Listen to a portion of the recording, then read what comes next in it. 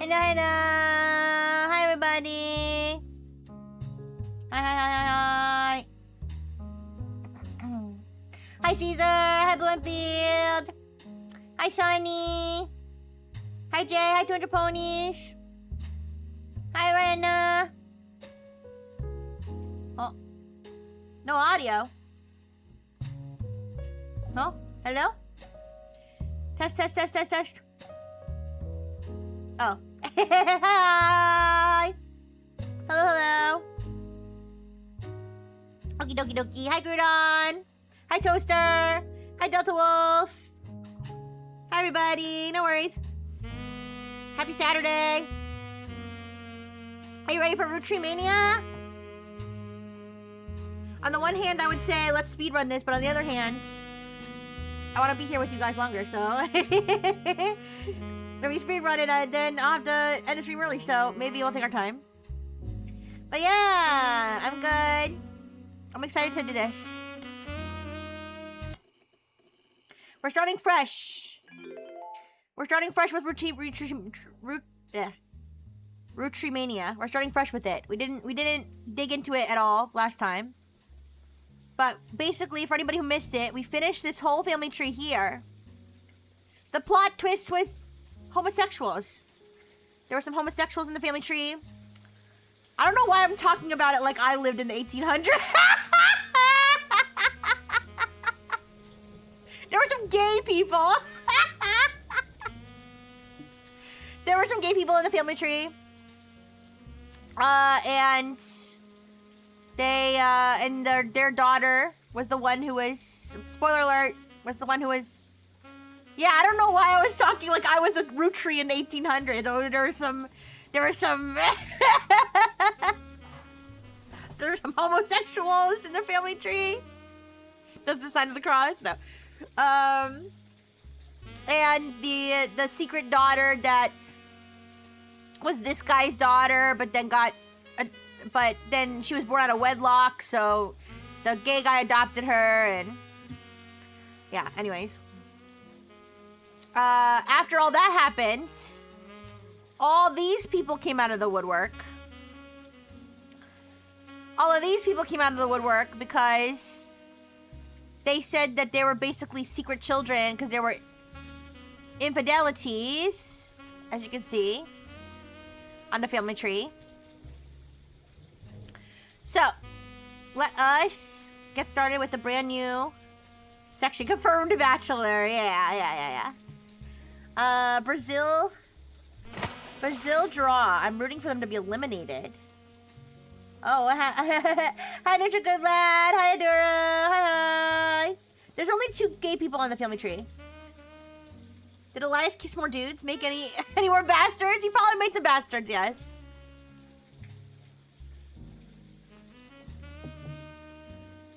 They disowned him because he couldn't stop licking lamp poles. Is that a euphemism or? Listen, some people are born special. Anyways, yeah, what happened with Brazil's game? Ah, yes, thank you. Now that I have my glasses on, I'm ready to start. All right, so let's take a look at this notable events thing. What did they call gays back then? Homosexuals and apparently confirmed bachelors was another thing that they called them. All right, today is August 3rd, 1999. It has been 8 months since you helped Sam Madsen with the research necessary for her book. Sam was true to her word and paid you an incredibly large sum of money. She never mentioned you by name, however, so you've managed to keep a low profile. The root trees, on the other hand, have not. Below is a summary of notable events since the book's release. So, she wrote a book about how she was born out of wedlock and adopted by her gay uncle, and how she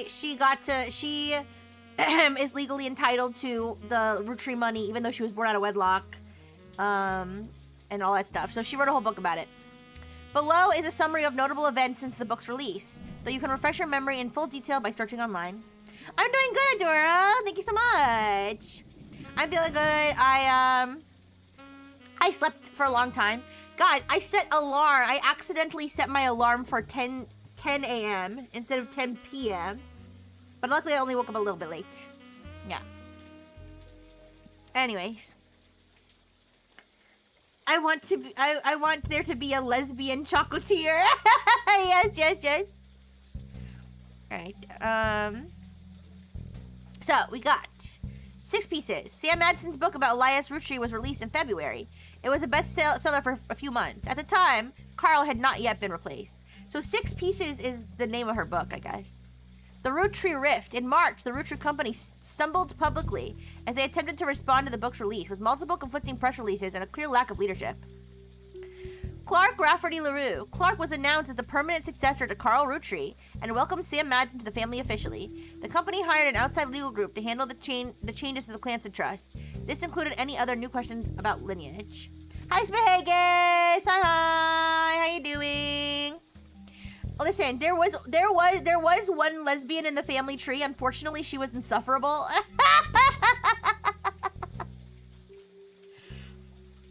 Unfortunately, she was insufferable. It was like, ugh, men.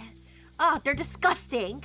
Oh, all of my cousins who dated men. I can't believe they've ruined their lives. Yes, I hopped on a dick once and it bore a daughter, but he was nothing more than that, a sperm donor for my beautiful female child. I will now take a female lover and create art for the rest of my life. Yeah, so, hi, Osame. Hi. So hopefully there will be more likable lesbians in this part of the game. All right. All right, 5 Ps. After this announcement, there was a rash of different people claiming to be root trees, though mostly dismissed as opportunists and scammers. The highest profile of these, by a wide margin, was a rapper named Felix Fellows, who changed his moniker to 5Ps as a publicity move! What the fuck? That's not a lesbian, that's misandry. Sometimes those can exist at the same time, but yes. Alright, let me, okay. 5Ps is the only notable person on the updated tree. Wait a second. Is he actually a root tree, though? Okay, if he's not a root tree, that's stupid. If he is a root tree, that's actually kind of cool. He's like, fuck yeah, give me my fucking money. I wonder if his bars are good. They better have his music on here as a download. Because remember, the other family members who were musicians, they had songs you could download and play. 5Ps better have an album that I can download. I need to hear his bars. All right, Stinko Bablinka. Hi Nan, hello. All right, Root Tree Mania, another high-profile misstep. Miracle Root Tree publicly and vehemently denied that 5Ps was a root tree. The root tree's legal team then offered to do a DNA test to get 5Ps to drop his claim. And in a moment that caught what seemed like the entire world by storm, the test proved he was a root tree. Oh! I wonder if Miracle is one of his ancestors, or if that was just Miracle being Miracle, being a weirdo. Like, I wonder if he just said that, or if he was trying to deny it because he had something to do with that. You know? Shocking, I know, Toaster. Album confirmed then? Better be. Fun fact, I recently interviewed a Harvard grad who could not read. I found out because I wrote Misandry on a whiteboard. He broke down and cried that he couldn't read. Oh my, wait, what? A Harvard grad? How did he get through Harvard without being able to read? Did he, like, hit his head or something? Anyways. Alright. Animom and Jane Doe Root Tree. In July, an anonymous woman who the press began to refer to as Animom appeared in interviews with her face and voice disguised.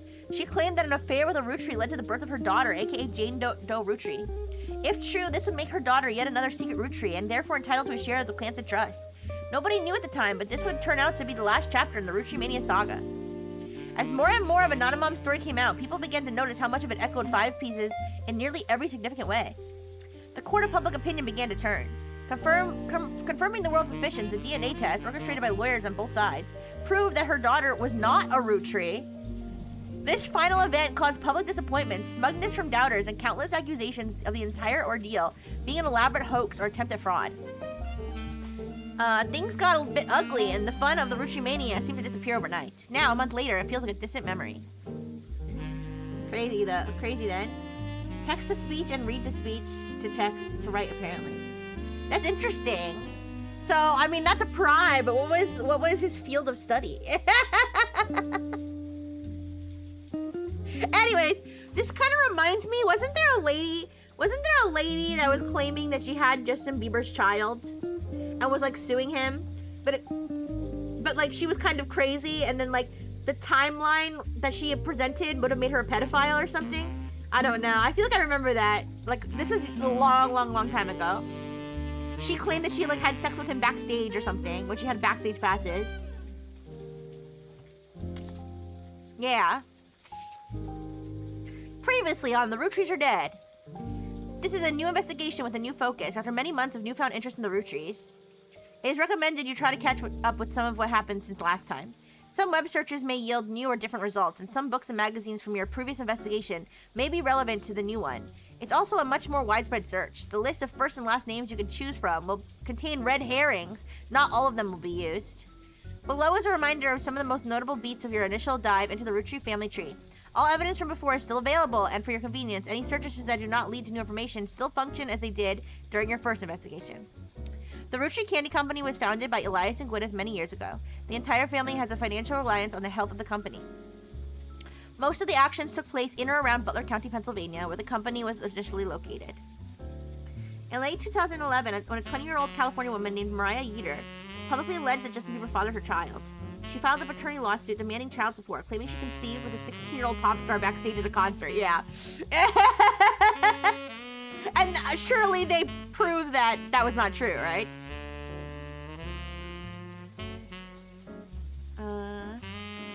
Yeah, that's what I'm saying. It's like, that's not the flex you think it is. That guy's like, that guy's like 60 years old.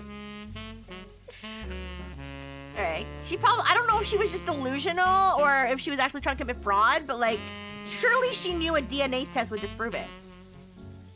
Anyways. Elias, Carl, and Reina were on the cover of magazines. Other notable Rutries such as Lauren Rutry, Miracle Rutry, and Jim Rutry had physical media such as record albums, books, and movies associated with them. Oh, I see. Yeah. Lauren's 2 diaries were probably the most useful resources overall, mentioning many of her relatives directly. The 5 pieces, Elias's children, could be identified based on the initials of the original candy flavors. There were 5 presidents of the Rutry Company. Many were featured in periodicals. Stephanie Jones and Brian Jones were featured in campaign posters and led to Caroline Morton's art book, which enabled you to fill out more of the tree. Many of the younger Rutries were found by following a complex rabbit hole through a conspiracy site that led to finding a searchable web address for Chris Rafferty, Lauren's grandson. November Rutry was really difficult to place. Her occupation could only be found via Brian Jones' company website. Ronald and his brother Robert Rutry go by Ron and Robbie. Both worked on a TV show called Brother Trouble until Robbie embezzled money and fled to Paris. Ron unsuccessfully tried to have Robbie removed from the Clancy Trust. Sam and her father were cryptically mentioned in a book about historical letters. There was also a few dead ends and red herrings. Aloysius Herring Rutry, who claimed he was a Rutry but was not. Family Man, a book about Elias Rutry, turned out to be propaganda and not useful. Lauren's other books, historical romance novels, were not very useful on their own, though they could lead to other information. Yeah, like for example, the fact that her brother was a professor. Caroline Morton's sculptures were not useful. Her sculptures about the beauty of the human body of the female body were not useful. The red herring named Herring, yeah, a little too on the nose there. Actually, recently there was a lady who claimed that one of the bachelors was the father of her children, and she showed up to court with like a fake pregnancy belly and stuff. She was like a really crazy person. All right, today, August 3rd, 1999, there was a knock at your door. Clark Rafferty LaRue, the current president of the Rutry Candy Company, explained that multiple people have come out of the woodwork to claim to be Rutrys. He has been trying to work with Sam, but she has not answered his calls. A confirmed or normal bachelor? The bachelor on TV, not a confirmed bachelor. I believe Aloysius is pronounced close to Aloysius. Oh, really? I've never pronounced that name before. Aloysius? It's like Worcestershire. Let me look it up. How to pronounce Aloysius. I feel like I've seen that name before, but I don't know. Oh, Aloysius. Oh, really? Aloysius. I need to hear somebody say it. I need to hear, sorry, there's an ad on my YouTube. Aloysius sounds like a rap album. Aloysius sounds like one of those weird drinks you get at the Asian store. Nation.com presents how to pronounce Aloysius. Aloysius? Fergalicious Aloysius. Aloysius. Interesting. I feel like I've seen that name before, but I don't know where. Maybe in like a yaoi webtoon. Anyways.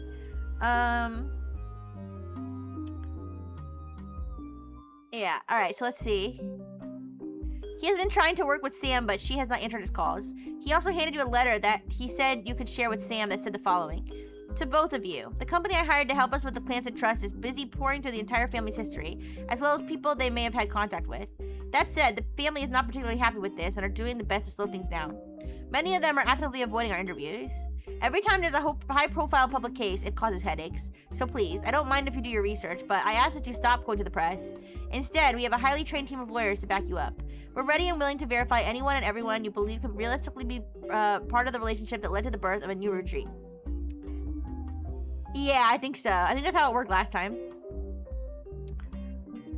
Just tell us who to investigate by filling in the new sections of the tree, and we'll take the time to handle verifying the timeline checks out. But keep in mind why we're here. If someone didn't have a child, or has already been disqualified by our lawyers, like in the DNA test with the girl with the negative like in the case of the girl with the negative DNA test, there won't be a place for them on that tree. We're not just looking for affairs and infidelities, we're only looking for ones that could lead to a potential new root trees. Some spots in the new section will be marked with a tree icon. These areas are reserved for members of the original family tree you filled in 8 months ago. Just like last time, be sure to use birth names for everyone you add. Married names or nicknames won't be enough. To start sorting out the infidelities, I recommend you turn your eyes to the men in positions of power. I'd love to say that only because that would have been a lot harder for the women to hide 9 months of pregnancy and birth without the family noticing. True, but I can't. It's like, hey, don't be sexist. Oh wait, okay, wait, you're right. I'll be blunt. I'm no stranger to infidelity. I wish I could claim that I was a perfect husband, but you've seen the family tree, so why pretend? Some of us learned how to wield our family name and fortune to our benefit. Consequences be damned. I can't change the past or unhurt those I betrayed. Instead, all I can do is be honest with myself and to you, refuse to make any more mistakes, and do my best to sort out the various messes we left behind. So please, fill in the tree, and together we can figure out how to begin to make amends. Good luck, and thank you both. Clark. Is he saying good luck and thank you both? Like, good luck, both, good luck and thank you? Or thank you both, like, thank the two of you, me and Dr. Fish. How did he know? All right. So, let's start here. We've got possible infidelity 1, 1921, all right? Possible infidelity 2, 1949. Possible infidelity 3, 2 different affairs. And family tree update 1998. So somebody was born, I guess. All right. So I think the first thing we gotta do is we gotta look up this 5Ps guy. Just connecting to the internet.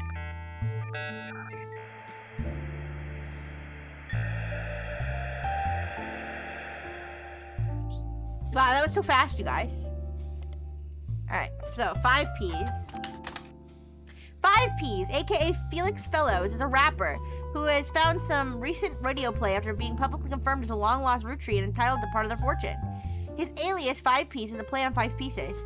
An article he found on a website known for their particularly harsh reviews of modern music gives his most recent album, Root of All Evil, 1 star. Alright, so we're gonna start highlighting search terms here. Things that we have to search later. 1 star out of 7, or whatever, for whatever reason, with the headline, "More poser than my action figure collection."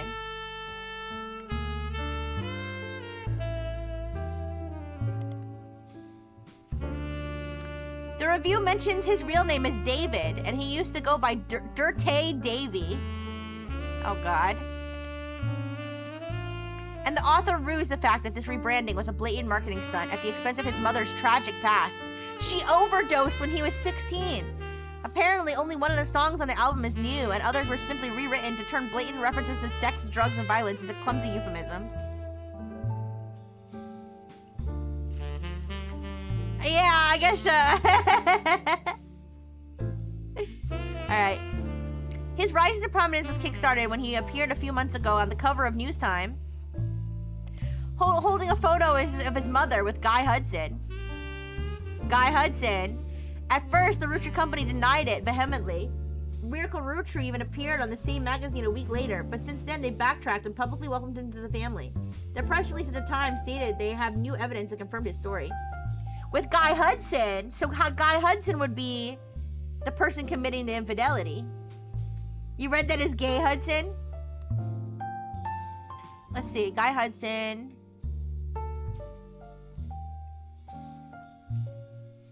The 3rd president. What year would that be? Probably here, right? Not here. I was gonna say, please God, tell me this isn't two related people. I don't think it is. I think it's two spouses we already know, and they had a new child. Vehemently. How are you supposed to pronounce it?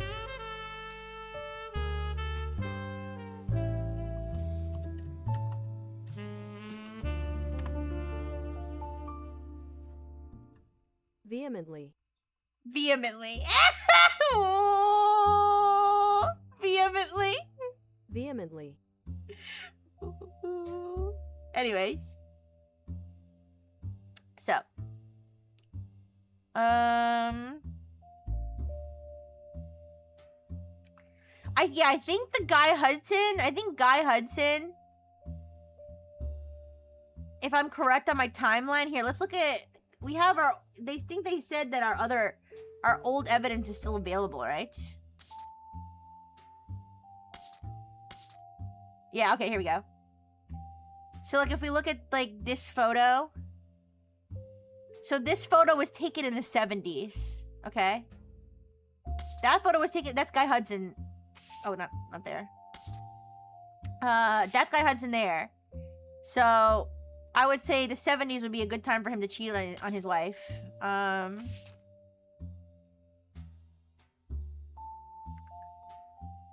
Possible, yeah, it's gotta be here. Alright, so...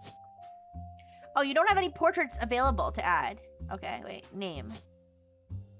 So we'll put Guy Hudson here. Third president. Wait. Was he the third president or the fourth? Third. Alright. Now, this is... Okay, actually, we do know that because he's the only one with a star. So this would be... Oh, God. Oh, we gotta piece together the first and the last name, you guys. I'm getting the vibe this new section of the game will show us that the curse killing the root trees off is not a curse. That would be really interesting. Yeah, true. What if the person who drove that guy off the road and killed him was like the other man, right? All right. We know his first name is... Oh, sorry. We know his first name is David. And he is a rapper? Musician, I think it's gonna be that, yeah. Alright. So, let's see. Let's go search... Let's start, then, in that case, let's start by searching Dirty Davy. According to fan sites, Felix Fellows is not 5P's actual name. His birth name was David Fellows. Oh, okay, so Fellows is the last name. Dirty Davy was 5P's previous stage name. He used to sell records and perform live shows in Portland under that name. There are some people selling his old mixtapes on auction sites. One is apparently called Dirty Devil. And another one, Dirt Poor.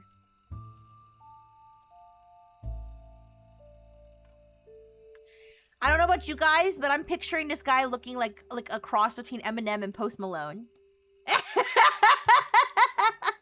What are you guys thinking? Do you think it's gonna be a white guy?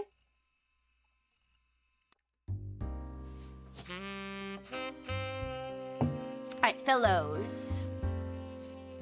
David Fellows. So white? Alright, we'll see. So we can take Dirty Davy off of our search because we already searched it. Or actually, did we search our periodicals? We did not search our periodicals. Let's search Modern Music Monthly for Dirty Davy, so we can take that off of our search. Alright. So let's take that off of our search here.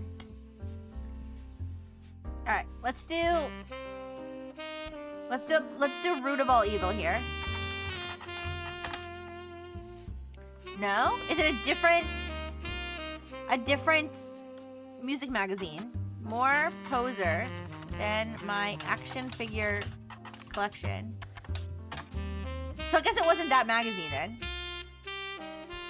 News Time. Let's search News Time. Alright. News Time is a major news periodical that releases a new issue every week. The rapper 5-Piece famously appeared on the cover, claiming to be a Rootry.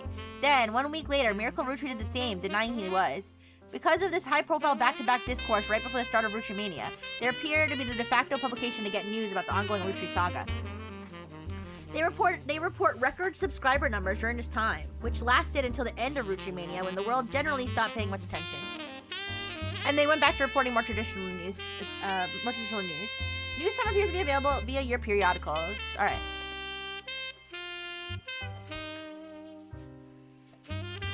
News time. Okay. So let's search 5Ps.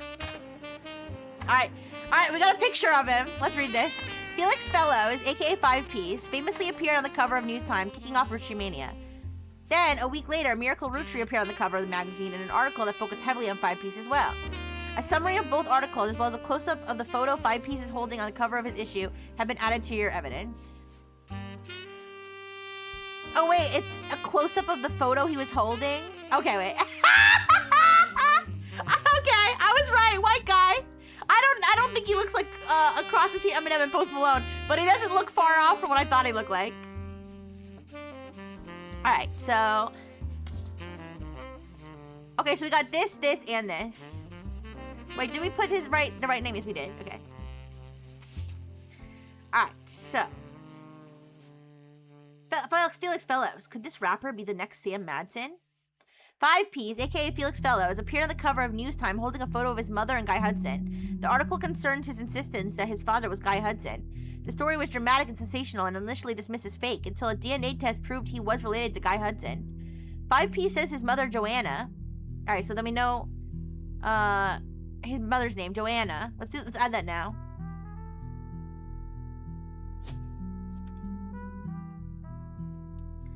I'm guessing her last name was Fellows, but we don't. Well, actually, no. The stepfather's name could be Fellows. All right. 5P says his mother and Joanna was Zach Morton's secretary when he retired, and then Guy Hudson's secretary for only 1 or 2 weeks after that before she quit.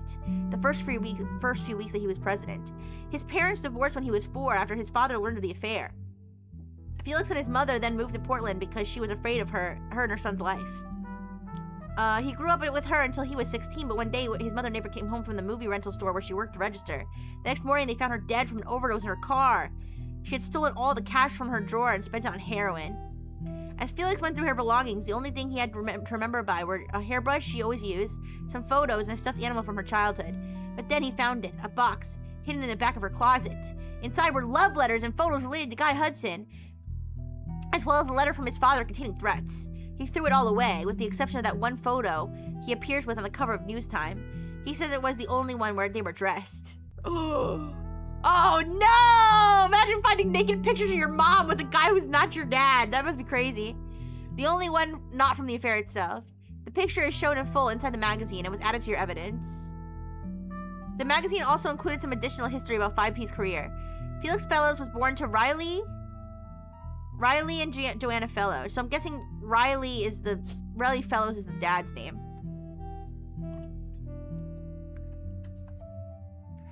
Alright.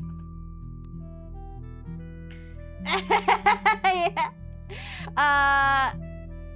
Felix Fellows was born to Riley and Joanna Fellows, but has never rapped about a moniker. He tried to find success by opening for other artists and even by selling CDs on the street corners in Portland. He has only recently started going by 5Ps to harness the power of his lineage. The writer did some research into the truth of these claims and was able to confirm that Joanna did work for the Rootry Company as a secretary sometime during the early to mid-70s. It also confirmed she died of a drug overdose and that Felix went to foster care soon after. They were unable to track down his father. They also reached out to the Rootry Company, but at the moment, the company's blanket statement was, since the release of the recent book, Rootry has seen an overwhelming number of false ancestral claims. None have been factual, and nearly all have been knowingly dishonest. We encourage individuals to reach out to us in an official capacity as opposed to attempting to use our name in the media for publicity. Alright. Kind of crazy that he did go to the media instead of... I mean, maybe he did go to them first. Who knows? Maybe they lied. What could be more tough than my family makes candy, yo? Yeah! Alright. Charlatans and thieves. Miracle Rootry fires back. They really did a good job of making him look like this this religious weirdo. I'm sorry. Also, I like the detail of the fact that he's looking at the other magazine cover in his glasses.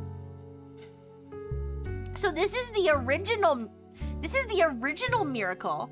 Like, this is like the son of Elias, Rootry Miracle. Miracle Rootry appeared on the cover of News Times shortly after 5Ps did. He vehemently denied that 5Ps was a Rootry. The article was from before the DNA test proved that. Oh wait, I forgot to take the faces from the magazines. Sorry, wait. Alright, so now I got a picture. Why does he wear that rainbow tie, I wonder? Alright. Wait a second. The fact that Miracle Rootry's picture is available implies that he also was involved in infidelity. He kind of looks like Stan Lee, I guess. Alright, Miracle doesn't focus much on the details of 5P's accusations regarding his mother and Guy Hudson. Instead, he comes across as exhausted at events that have been going on behind the scenes, as well as the character of those he feels are attacking his family. He starts with 6P's content. He says that although most of the book was based on, in fact, it left out anything that wouldn't fit the agenda. He points out Sam's daughter still earns a generous salary for overseeing the farm division of Rootry, and that Sam did the same before her.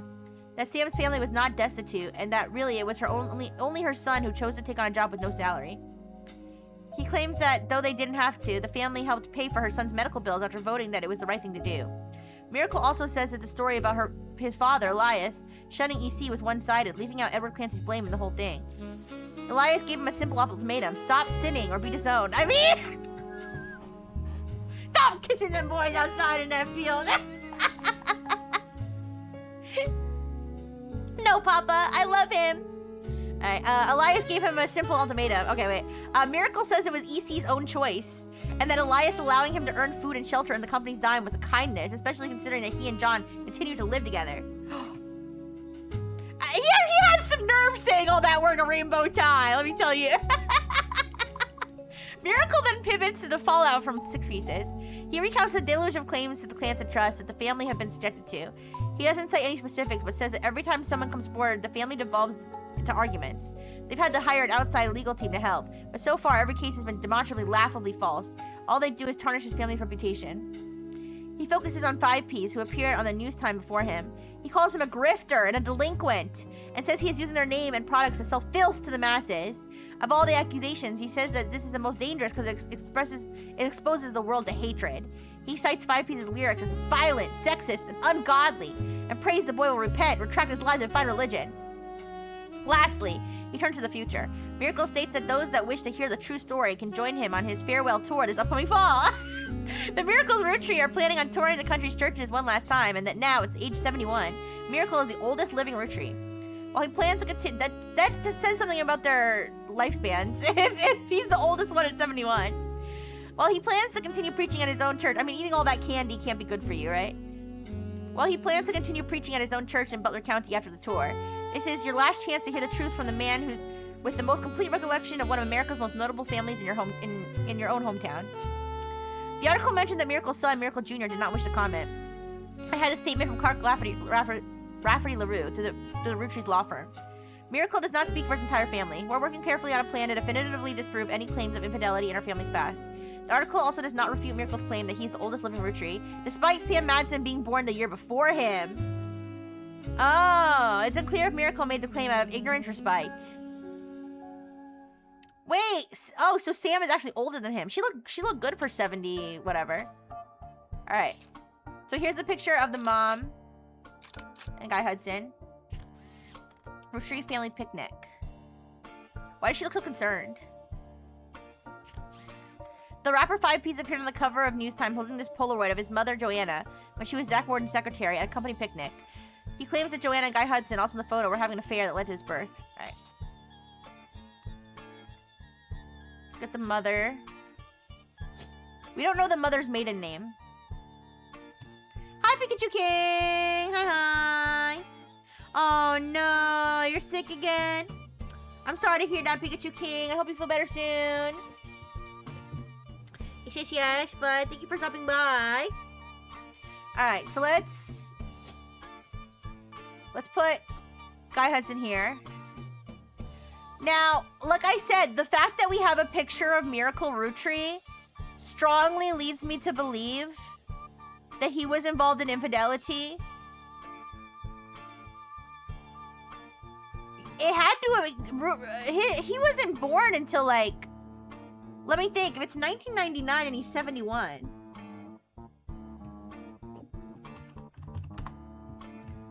Let's see. 1999 minus 1971. Sorry. Age 71. 1999 minus age 71. 1928. He was born in 1928, so obviously it couldn't be here. That's making me think that Miracle Root Tree is this person right here. Gatorade help? Yeah, Gatorade's always good when you're sick. Just because they make candy doesn't mean they get high on their own supply. I mean, that's literally what they said about this guy.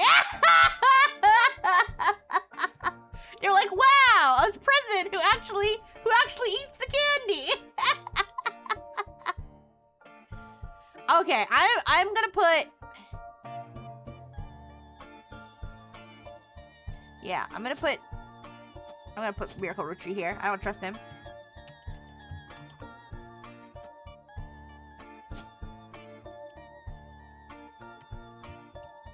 Creature. Alright. So, let's keep moving. Let's keep moving. Alright. Let's search Root of All Evil. Root of All Evil is 5 Pieces debut album.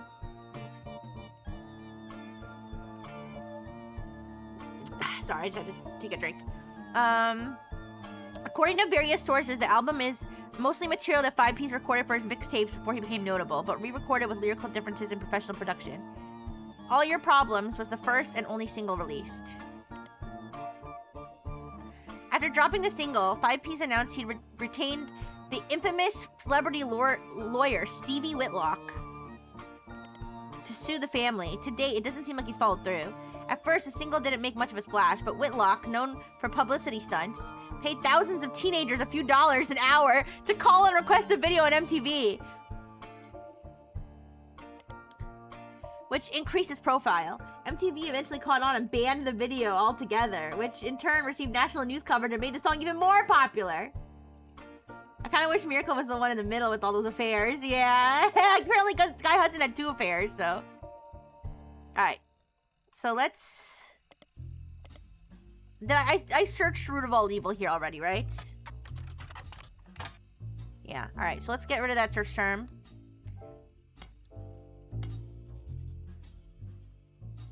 Let's search Stevie Whitlock. I'm curious about that person. Stevie Whitlock is a lawyer with a history of publicity stunts and grandstanding. Still, she's managed to rack up quite a few legal victories for C-list celebrities and athletes. She became famous in the mid-1980s after successfully suing a multinational sandwich company whose 12-inch subs were actually an average of 11.5 inches long. Stevie argued that since the company sold 1 billion sandwiches per year, that was enough missing sandwich to make a sub long enough to span from New York to Los Angeles. The culty guy getting a bunch of women pregnant just feels right. Yeah. The jury awarded her a paltry $5,000, but the news coverage of her crusade turned out to be priceless. Unfortunately, none of this seems related to the root trees. Oh, okay.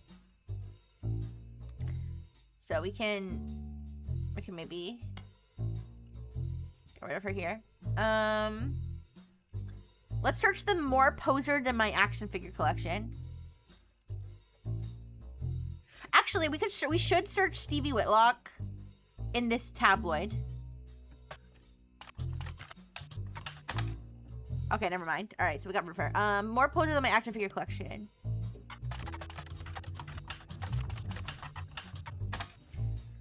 Okay, it only shows up in this article, so we can get rid of that. All right, we got news time already. All right, Dirty Devil. Alright, Dirty Devil was 5 Pieces' first mixtape, released as Dirty Dave from the early 90s. There's discrepancies and debates about what year exactly it was released based on some of the pop culture references, with the range thought to be somewhere between 1992 and 1994. One of the songs, Yes I Can Jump, seems to be at the center of the confusion. Stevie Whitlock. She went on to give birth to the world's ninth greatest detective, Osian W.D. Whitlock. I did notice that she had the same last name, yeah? Alright. Some fan sites claim that there are multiple versions with different track lists and song lengths on them, though because there's very little evidence of the mixtape online as it is, it's even harder to verify that information. Alright, did we search Dirty Devil in the music magazine? No? Okay. So let's just get rid of this. Alright, now let's search Dirt Poor.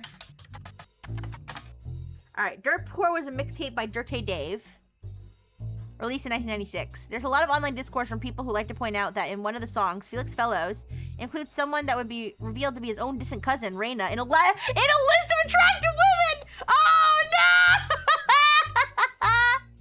The lyrics to one of the songs, he mentions a few different prominent female actresses, models, and musicians from the 90s. Oh, boy, he didn't know! And provides a crude pun or line about what Fellows felt about them. When re-released in 1999, much of the rhetoric was toned down to be less overtly profane, and the line referencing Reina was clumsily replaced by Dana, a reference to the character from a character from the X-Files. Let's highlight the X-Files. That's pretty funny. All right.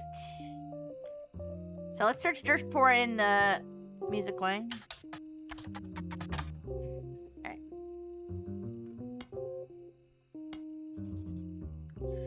Shaking my head. What a mess. Alright, all your problems. Ooh! Ooh! We get to listen to the— oh god, is it gonna be bad? Is it gonna be—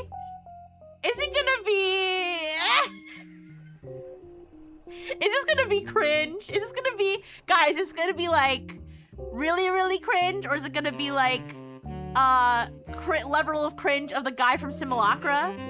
The Rex? T-Rex? Just what this family tree needs. Cousin clapping, no! I don't know if you guys remember the rapper from the white rapper from Simulacra. Alright. This track is the only new song on the album. The subject matter of the song is the hypocrisy of those that claim money is evil. He points out that the only people who think money is evil are those that have it, those that can afford not to be greedy. I mean, true. I mean, he's true with that. He's true about that. Rex was a real G. No one else can compete. Yeah. It better be super duper cringe. Alright. In the song, 5 Piece triumphantly talks about taking the Rootru's wealth due to it being his birthright and giving it to those who need it most. You find a copy of the song on a suspicious-looking website and download it for your records. This is the only song— this is the only— oh god, we can't listen to it. Okay. I'm poor and I say money is evil. Well, speak for yourself. I'm just kidding. Alright, this is the only single from 5 Piece's album, Root of All Evil. It received some airplay, but didn't make a big splash critically or commercially. Still, it's kind of catchy. Alright, the fact that it doesn't say the lyrics are irrelevant means we should probably listen to it and read the lyrics. Alright, guys, are you ready? Are you guys ready? Attention, attention, root trees. Wait a second! 5 Piece coming at you from the real world. You know, the place you ain't ever lived in. Wait a second. Candy-themed rapper?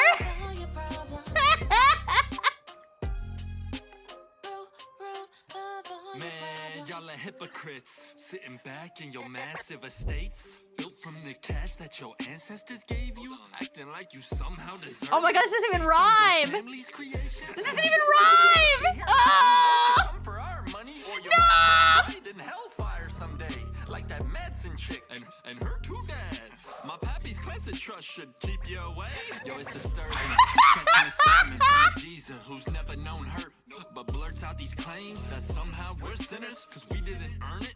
When all of your worth it came free with your name, you expect me to treat I hate that it doesn't rhyme. as some expert creed. It would be more tolerable if it rhymed. Instead, I turn my other cheeks and spread them. When you give me a kiss, you'll know just where to aim.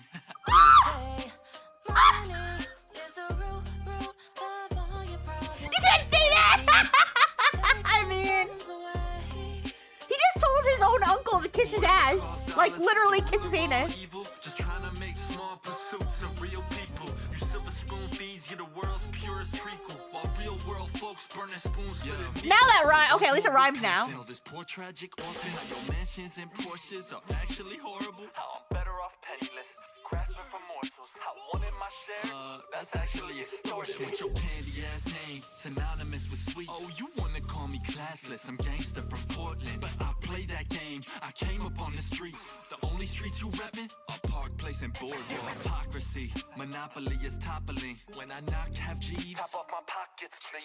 Cause the same God that got to steal my mom from me is what he wants, right? For you to live in poverty. And if you're suddenly not eager to unhand that fortune, that's unfortunate. I guess I'm gonna have to take my portion. Okay, now it rhymes. All legally.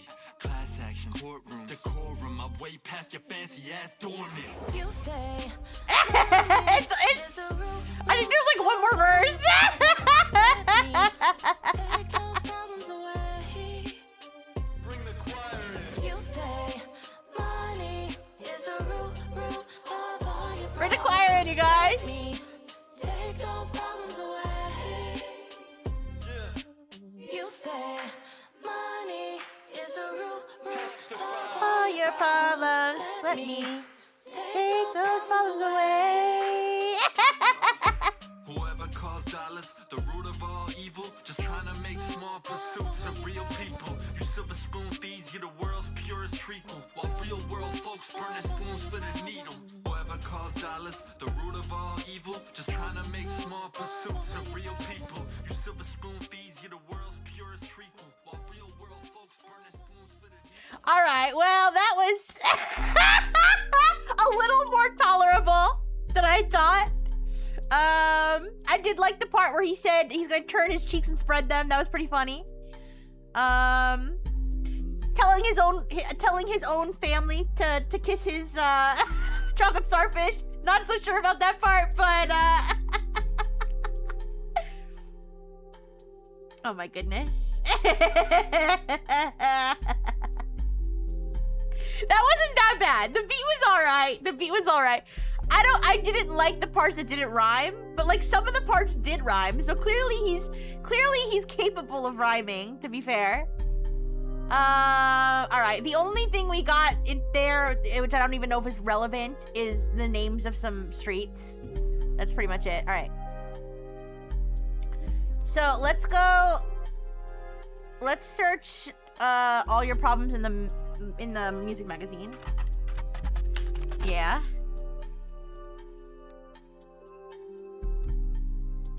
I do kind of like the message though. It's like, oh, money's evil? All right, then give it to me then so you won't be evil, you bitch.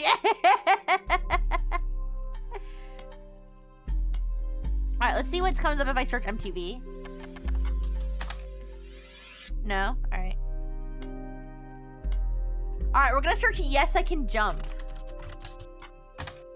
Yes, I Can Jump is a song that was on 5-piece mixtape Dirty Devil. It seems to be the only song that didn't make it onto his studio album that people thought should have. In it, he references a popular movie. That's what I was thinking. I mean, I was like, that's almost certainly what the reference is. In it, he references a popular movie from 1992 called White Men Can't Jump.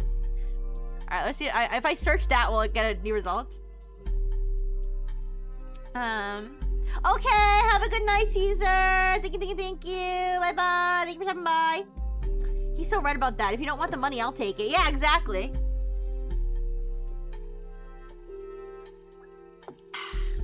Alright.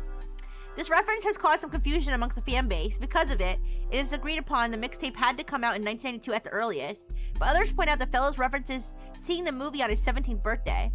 This would have been in 1994. Some take this to mean that the album had to have been released in 1994 at the earliest. Others claim that he was likely just trying to make himself sound older, since in response to some of the more questionable lyrics, he has stated multiple times that he was just a dumb kid when it was released. I want to see what happens if I search the movie White Men Can't Jump. Okay, no, it just comes up with that, so we'll take that off of the list. All right, we can search the music magazine for Yes I Can Jump. I want to hear that song. All right, so now we'll search the song Heat. No. Search. No. All right. What comes up if I search the X-Files? No. All right. All right. Park Place. Boardwalk. Are these like famous places I should know? Let me search it in Butler County Times. Alright, let's just get rid of that. Alright, let's go back to our evidence here. Alright, let's go search 6 pieces. We'll do this very methodically. Oops. Alright. Oh, there's an older version of this page in the Time Travel Archive. Okay, so this is probably where we can see pages that were, like, pages that have been updated since the last episode. So let's just read the older one first. Alright, you're reading the older version. According to the publisher's website, 6 Pieces is an upcoming book from Sam Madsen. Alright. 6 Pieces, Unwrapping America's Sweetest Family by Sam Madsen was released in early 1999 and perhaps assisted by the still relatively recent plane crash shot to the top of the charts. Reviews were mixed. It is kind of interesting that she used her family members' deaths as like the impetus to do all this.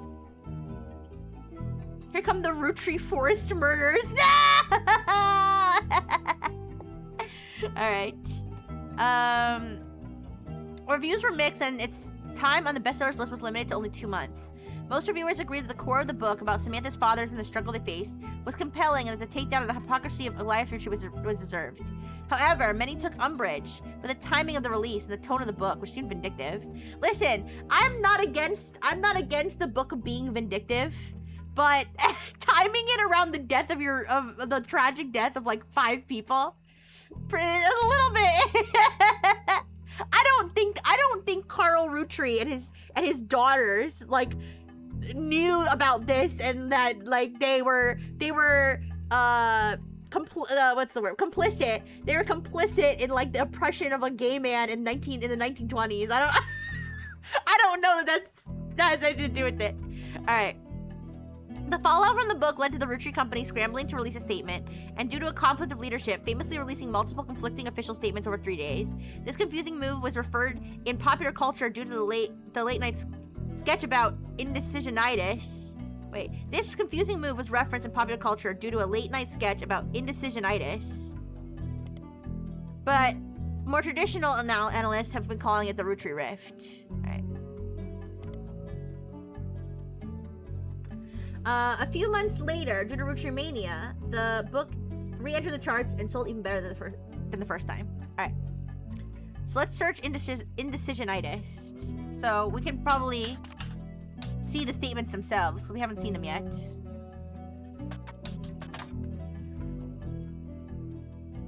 Indecisionitis was a disease coined by a popular coined by a popular sketch show as part of a fake pharmaceutical advertisement for Jit Together. While the segment isn't fully about the Roottree Candy Company, it was released in the weeks after the bizarre response to the release of 6 Pieces by Sam Madsen and references the recent news. In the sketch, a woman ordered a number 5 at a drive-thru speaker. Then, after pulling forward, she changed her mind at the window, asking to switch it to a number 3. Hi, Firestar! Hi, how you doing? This caused a lengthy backup and annoyance among the restaurant's employees and other patrons. After she pulled away, as the employees began helping other customers, the same woman then barged into the restaurant and passed the curtain line, loudly complaining that she didn't receive her number 5. After this, the sketch transitioned from the restaurant scene into a pharmaceutical commercial. The doctor claims that the woman is suffering from indecisionitis, a disease that causes extreme confusion and irritability, and has recently been found to severely hinder the leaders of large corporations, but could also spread to humans. Okay, that's pretty funny. That's a very Omatherius themed joke. I don't know if Omatherius is in the house, but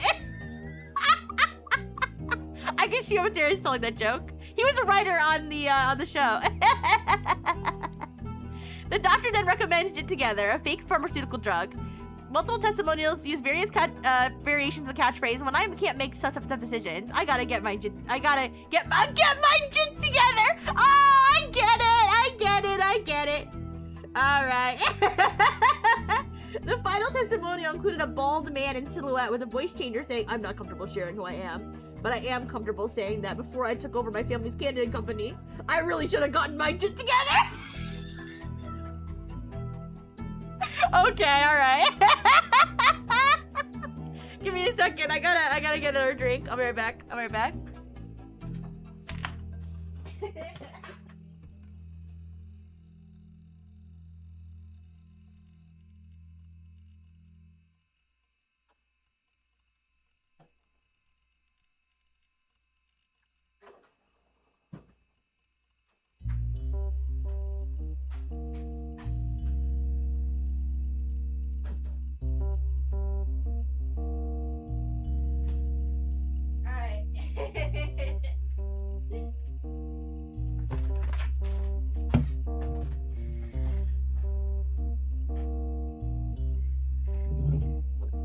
So we got the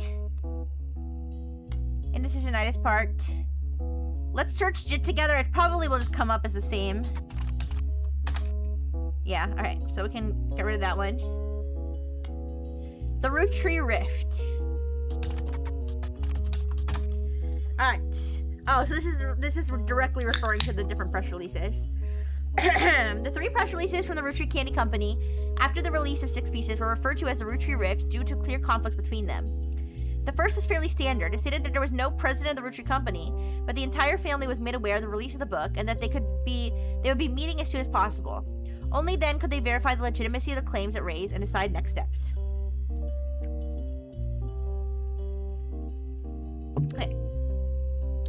The second release was emailed to business newspapers 3 hours later and announced that after a vote, Ron Roottree would be taking over temporarily as an interim president. It also went on to state that Ron was aware of the book, had verified the claims within, and would look into compensating Mrs. Madsen and her family immediately. It also stated that the company lawyers would be taking immediate steps with the family to revisit the Clans and Trust terms to make sure nothing like this could happen again. Real quickly, I forgot to check. They said they had made a jab about her son.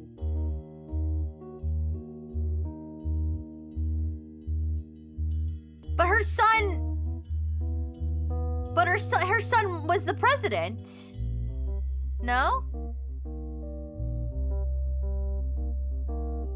Wait a second. Yeah, he had made a jab about the son. Sam's family was not destitute, and it was only her son who chose to take on a job with no salary. Oh, I think the idea was that the CEO or the president of the company doesn't make a lot of money, right? Wasn't that like part of it? I don't know. Anyways, did you search the 6 pieces book from the library? I didn't. You're right. I should. Good call. Good call, Blue Enfield. I love the way that the root trees run around like headless chickens when shit hits the fan. Yeah. All right. Yeah, the president makes the price of a pack of candy, exactly. So I was like, wait, he's calling him a bum, but I realized now he's like, no, he's kind of calling him a bum, but like, they are not clickable. That the faces on his glasses, he's looking. It seems to be that he's looking at the magazine, this magazine cover. Yeah, which is a pretty cool detail. Bum by design. Me. Alright. It was quickly clear to business reporters and analysts that the time between the 2 press releases would not have been logistically sufficient to gather a majority of the family, even using conference calls, This was reported on many news channels, and a third, much shorter press release came the next day. It claimed that a draft of the announcement was made prematurely and that Clark Rafferty LaRue and Ron Routru would be taking over as the company's first joint president. Also stated that any compensation plan would be based on a stringent verification process. Alright, so let's go to the book here. So this is going to be 6 pieces. Sam Manson. There we go. Published 1999. Sam Manson's book was released earlier this year and details the truth about Elias Routry as well as Sam's fathers, Edward Clancy Routry and John Miller. You helped verify her story, so much of the book's core contents are familiar to you. That said, Sam had some sections on other family secrets and rumors. Much of it didn't matter to you, to the primary purpose of the book, and some of it is new to you and may be important for your new research. These sections have been added to your notes. This is there's an older version of the page. This book has not been released yet. Okay. So, there we go. 6 pieces. Unwrapping America's Sweetest Family. Alright, we can't get that picture, but it's fine.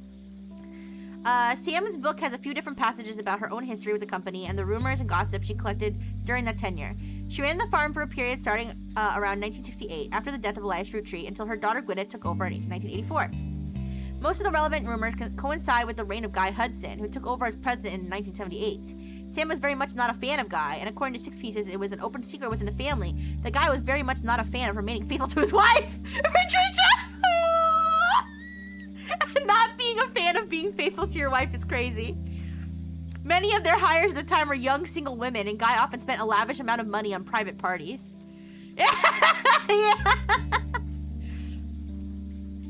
This was 20 years ago, and Sam warns that most of it is still hearsay. Still, you find the following information that may be relevant. One of Sam's farm supervisors was named Elizabeth. Elizabeth had a daughter who Sam never met, but who worked as one of Guy's secretaries. Wait, one of Sam's okay, so her supervisor was named Elizabeth, and Elizabeth had a daughter who worked as his secretary. Okay, so Elizabeth would be the grandma, or like the mom of the person he actually had an affair with, but I'll just highlight her name for reference. Excuse me. According to Elizabeth, a caterer from a local restaurant called Antonelli's met her daughter at one of Guy's parties, and they eloped quickly due to a pregnancy. Elizabeth wasn't aware that the party was for swingers.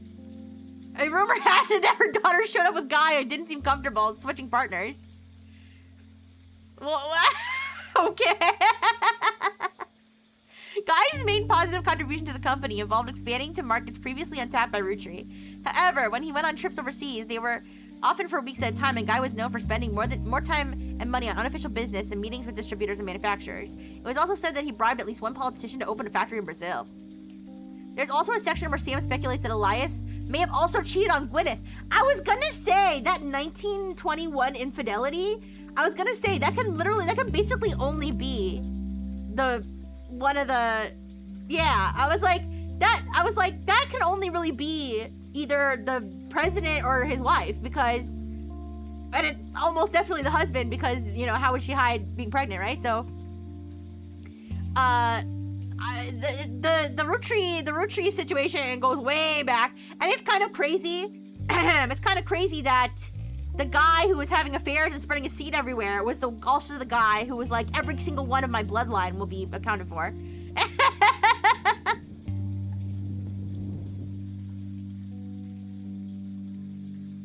Alright.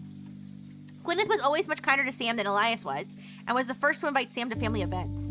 While she has no hard evidence, Sam always got the impression that Gwyneth was able to coerce Elias into allowing Sam back into the family using some kind of leverage, instead of it being a natural course of events. She mentioned that Elias and Gwyneth were known to loudly argue, sometimes about another woman. Sam also says her son Ernie once asked her, "Who's Beth?" because he overheard them yelling about someone with that name. As far as Sam knows, Elias once had a secretary named Elizabeth, a different Elizabeth than the supervisor from the farm, but she never met her. All right, you guys. All right. Let's see. Now, I know they said some of it's red herrings, okay? But we can put some tentative theories here, all right?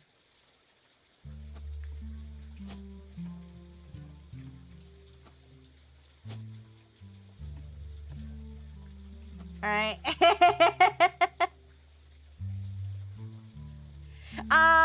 Elizabeth could also be a child, to be fair. of him, but we'll put her there for now.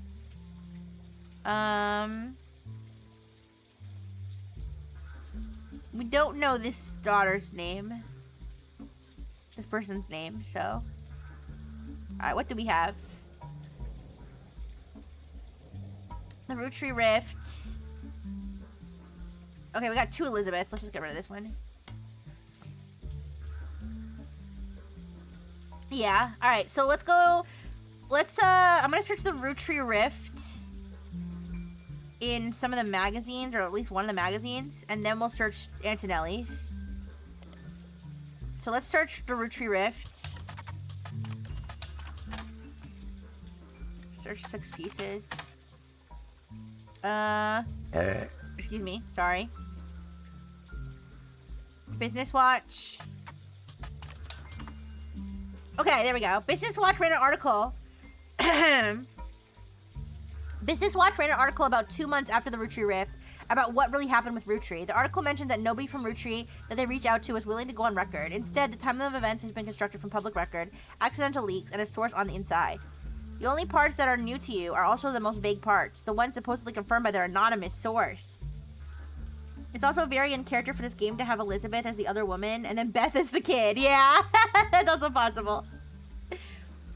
The timeline says the family actually held a preliminary vote after Carl Root Tree died, but before the release of 6 pieces, and decided that he wanted Ron Root Tree to take over because of his expertise running RR Productions and because he was a well-known and well-respected Root Tree. But Ron seemed way too eager and personally motivated. They were worried he would gut the Clancy Trust to remove Robbie Root Tree. The family was notoriously unwilling to do anything that would risk their wealth. They stalled, and Ron became frustrated with the delay. When 6 pieces came out, he saw his chance to force action while the family was in the limelight and released the press release himself in an attempt to get the ball rolling faster. This caused chaos within the family. They tried to save face by allowing Ron to take over as co-president with Clark, but according to Business Watch's source, Ron was impossible to deal with. He seemed like he was unwilling to protect the Clancy Trust, and they eventually let him go. After that, the role passed solely to Clark, who nobody was excited about, but he seemed like the safest choice. Alright, so let's search. Did we search 6 pieces already? Alright, we did. Let's search Silver Screen Magazine, because remember, Ron Root Tree is, like, involved in the... thank you for the hydrate, thank you. He's involved in the film industry. Oh, wait, Alright, wait, Starlet's the tabloid. I forgot that Starlet was the tabloid.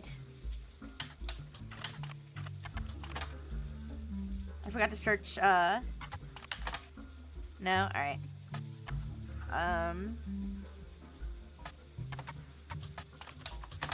was thinking Silver Screen Magazine was the tabloid.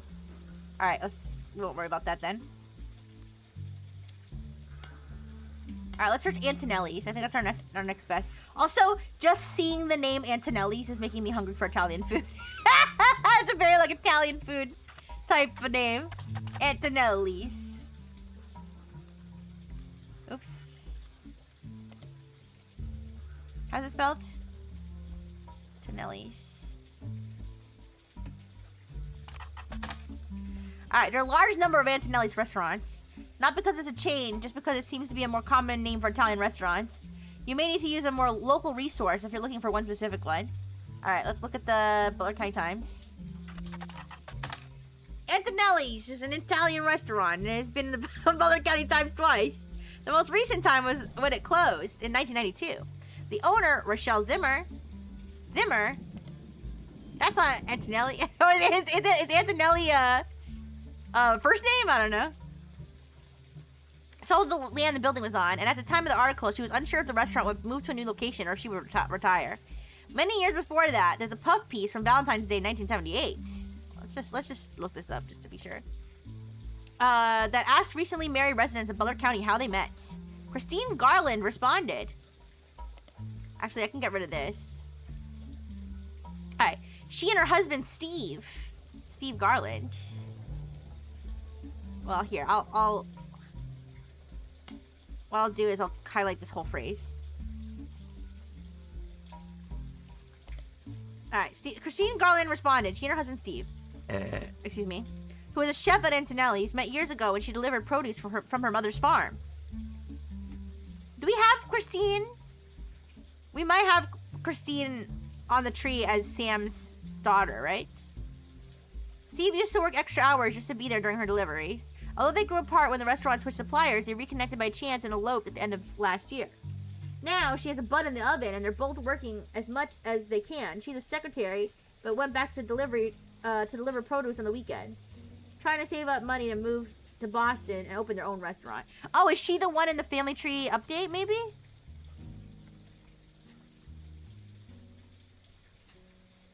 No, that's not her.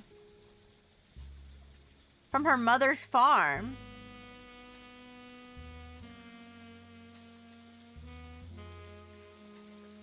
So it's not one of these kids. Maybe there's another farm. Alright. So let's search Christine Garland.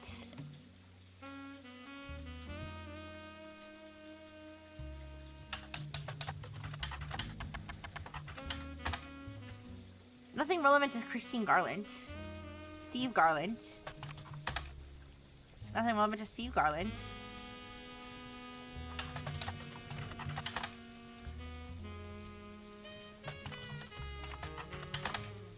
Steve Garland is mentioned in a couple articles.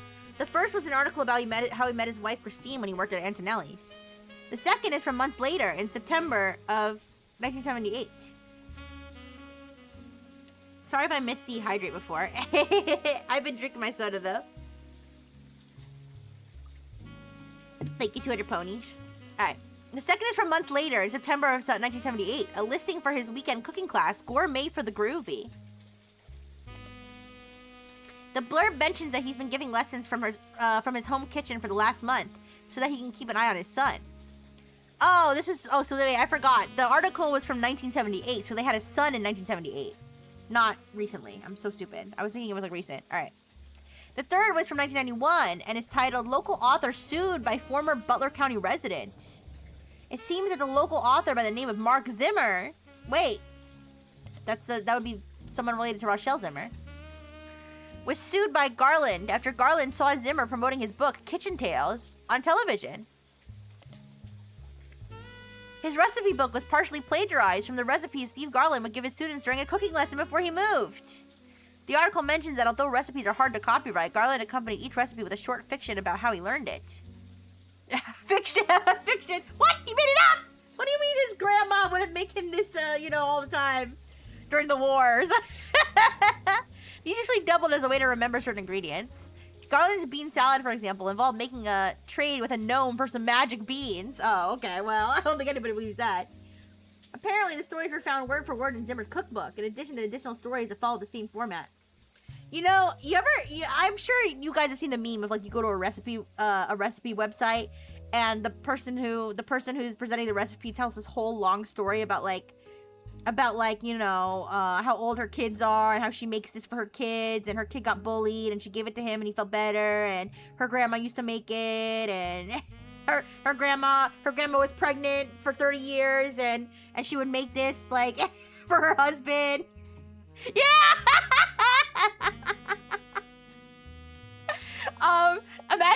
Imagine if people did that, but instead of telling those stories, they told crazy shit like this. They're like, so you see, I was on a journey in the forest, and then a magical gnome handed me some beans, and I was like, oh shit, I should make some bean salad. So I'm sitting there in the forest making bean salad with the gnome and Bambi, and then I realized the mushrooms are wearing off. I would actually read that shit. All right, so now we got some more juicy information here. So let's look up Mark Zimmer. Ooh, we got something printing. Kitchen Tales was a story-based recipe book credited to Mark Zimmer that had some success after it was featured on a morning talk show. The book released before the internet was widespread, so mentions are rare. One book collector states that the publishers were unprepared for the demand and that there was no second printing, so it's unusual to find a copy in the wild. You find an alternative medicine website which focuses on cooking with natural ingredients. It mentions that one of Kitchen Tales recipes uses salt water. The owner of the site has included a scan of that recipe, which was added to your evidence. She says if you switch out the salt water in the recipe for a mix of 2/3 spring water and 1/3 filtered seawater, it tastes great. Alright, we can actually look up that book here.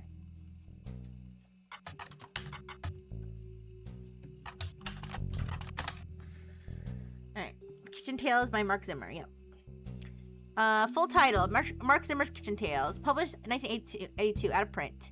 No copies available. Re-release is Garnishing the Truth. The entire description of this book, according to Library System, is a recipe book that contains stories. Alright. Nothing relevant. We'll have to search Garnishing the Truth later. Alright, let's take a look at this. The Plated Loaf. For 2 years, bakers Flora and Yates flirted. They grew their friendship. Compared wait, is this printed maybe here?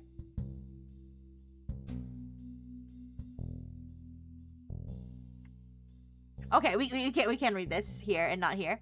Alright, Kitchen Tales is a book that combines recipes and stories. It had mild popularity but seemed to disappear from online marketplaces in 1992. You found a scan of one of the stories on a website. It demonstrates how to bake the plated loaf. I'm gonna grab this just in case. Alright.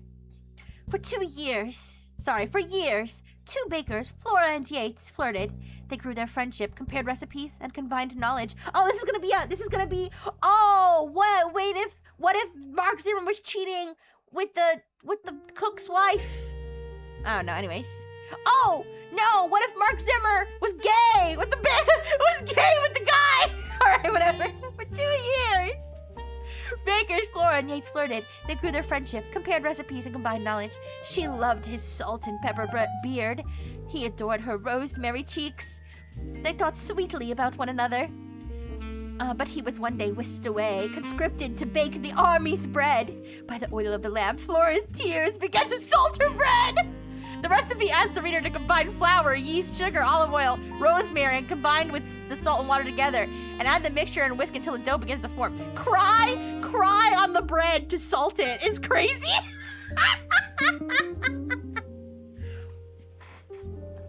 It was 10 to 12 years later that they met again, seemingly by fate. Flora's unique dough had earned her a position as the king's personal baker.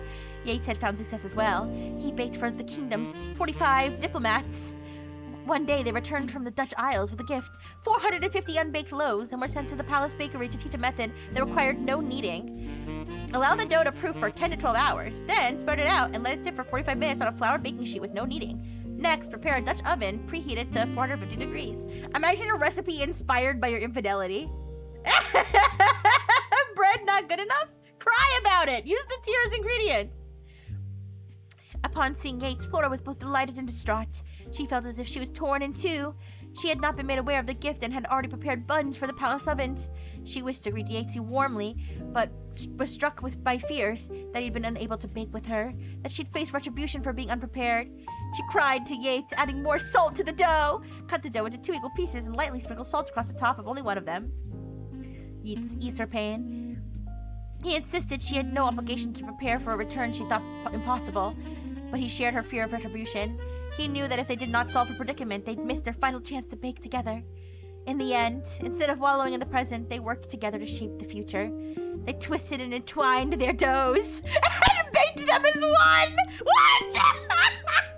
Whoa! Hold up now!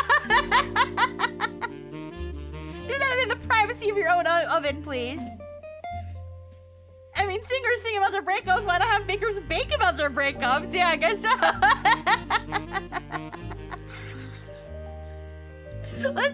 Listen.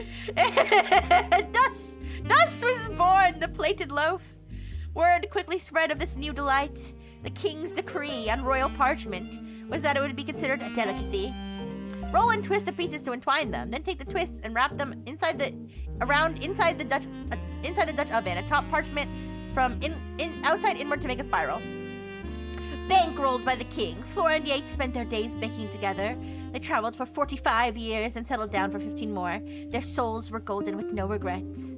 Lastly, bake for 45 minutes. Remove lid and observe until crust is golden brown, which could take up to 15 minutes. Fascinating. All right. This is all clearly a metaphor for some sort of romance, right? What was the whole timeline of like it was clearly the husband and the Mark Zimmer and Rochelle Zimmer, right? No, Caroline, sorry, Garland. Mark Zimmer and Christine Garland, right? Alright.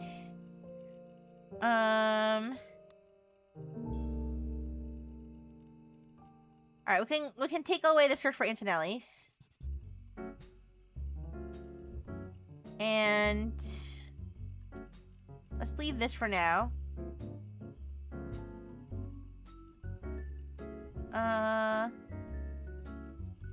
Take this off. Wait, did we search Kitchen Tales directly online? I'm not sure. Alright, let's search Rochelle Zimmer. Let's see what she's up to.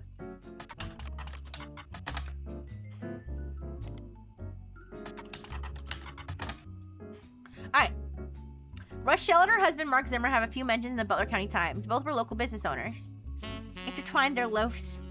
Save this for future writing use. Yeah, it's gonna be some Rihanna, that's a Rihanna situation. Rochelle owned Antonelli's, an Italian restaurant, and Mark owned a local bookstore called Bookmarks, which both closed in 1992. Mark was also mentioned once in the Butler County Times when he was sued by Steve Garland. Alright. Search Bookmarks. Bookmarks appeared in the Butler County Times many times. All of them were in the form of advertisements and listing of events that took place in the store, such as book signings. None of it seems relevant to your current search, though Lauren Rootry did do a book signing in 1970.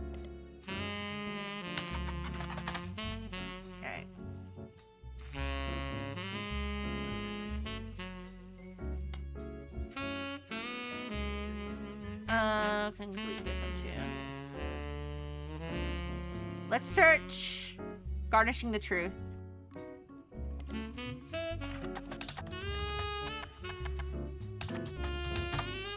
Alright. Garnishing the Truth is a cookbook credited to Garland and Zimmer. Oh, so they got together and did it and re-released it together? It was released in 1994. It was actually quite successful after the duo appeared to promote it on a daytime talk show. There have been multiple printings since. According to a book review, the recipes are accompanied by stories that help the reader remember the ingredients. The reviewer says that it seems perfect for learning how to cook with the entire family. I can search Garnishing the Truth here. Search it here. No, Steve Garland. And Mark Zimmer. Alright. To be fair, those were like local businesses. Nothing too important. What if I put Garnishing the Truth? Steve Garland. Oh, there we go. The introduction of the book is a series of acknowledgements from Steve. The first is, Christine, thank you for everything. Your support means the world to me. You are the apple of my pie. Okay. The second is, to James and Robert. You're becoming amazing men and incredible chefs. I guess I'm a good teacher. So that's gotta be his sons, right?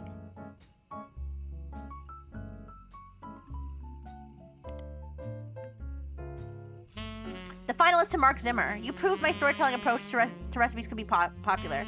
Without you, this book couldn't exist. There's also a foreword by Mark Zimmer. I first met Steve in 1978 when he taught a cooking class. The next time I saw him was over a decade later when he was suing me for stealing his recipes. Yes, really. So you might wonder what I'm doing in this introduction. Well, it turns out that Steve and I had more in common than we thought. Instead of settling in court, we settled it at McCarran's Brewhouse over a game of darts. Learning cooking for the entire family? There better not be intertwining loaves in this one too! Oh, no! They said they'd give us the first drink of the night free for an entire year for mentioning them. By the end of the game, he and I agreed we'd both rather make a ton of money together than spend a ton of money on lawyers. It's pretty rare to meet your best friends so late in life, but when I've decided to retire, I moved to Boston just so we could hang out. So, if you're browsing this book in the bookstore, please buy our book. We need more money for when the free beer runs out, and the bookstore could probably use the sale. That's crazy. Yeah, wait a second. He sued him, and now they're like bumping uglies. I almost wonder if this is like if the intertwining loaves is the two dudes. I don't know. I mean, it would be kind of hard to intertwine loaves as a female, but Alright. I wonder where they would even fit in the family tree. Wait a second! He had 4 affairs? 5 affairs? I just realized there's 5 affairs attached to the same guy. I thought it was just 2, and these were like other children. Holy shit. Alright, well. I don't know what all this restaurant stuff has to do with anything, but it's definitely juicy stuff.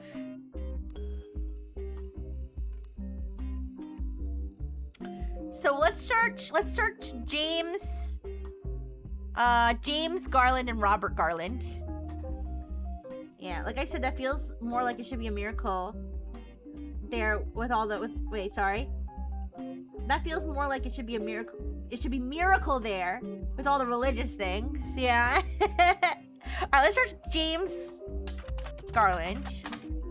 Let's search Robert Garland. It's kind of funny that their names are Garland. Right. Garland. Isn't Garland like something related to food?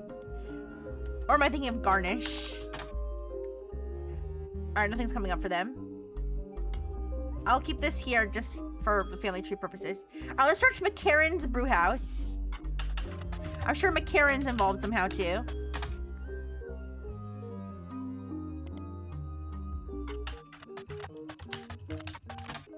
Alright. McCarran's Brewhouse is a pub in Boston, and they have a website. Apparently, the bar has been around a long time. On the site, there's a list of famous people who have had a drink there, including former president of the United States, not the Rouge Company, Kennedy. There's also a few listings of television shows and books that have mentioned McCarran, as well as how they came up. One of them is Garnishing the Truth, which the site has this to say about. Local and regular Stevie G wrote a book about food. We prefer cocktails, but he gave us a shout out, and we ain't gonna say no to the free press. So go grab a bite of his kid's joint fry dye, and then swing by to meet him for a drink. All right, let's search Stevie G. All right, let's search fried eye. What is it? Fried dye, like that? Oh yeah, fried eye is a fairly popular restaurant in Boston. They don't have a website, but many locals seem to mention them in various places. One more in-depth review explains that it's not a full restaurant, just a front door and a very small interior with a window. Unusually, the restaurant only serves vegetables, but a lot of reviews say that in spite of that, it's delicious. You also find a short story about it listed on a website called My Boston Homepage.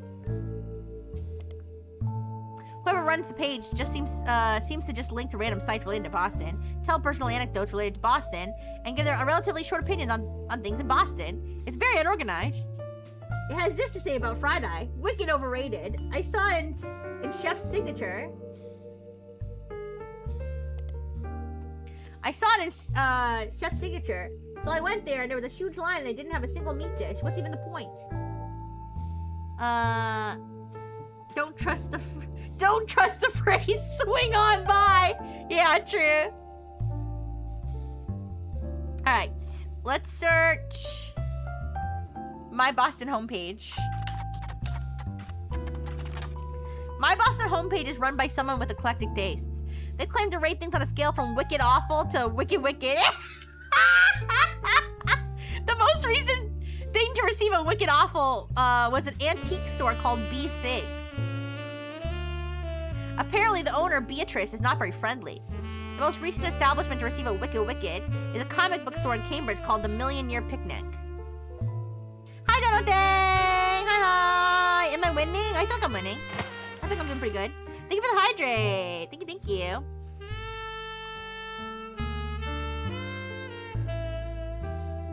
Oh, it says as far as you can tell, nothing besides Friday seems to be related to your search.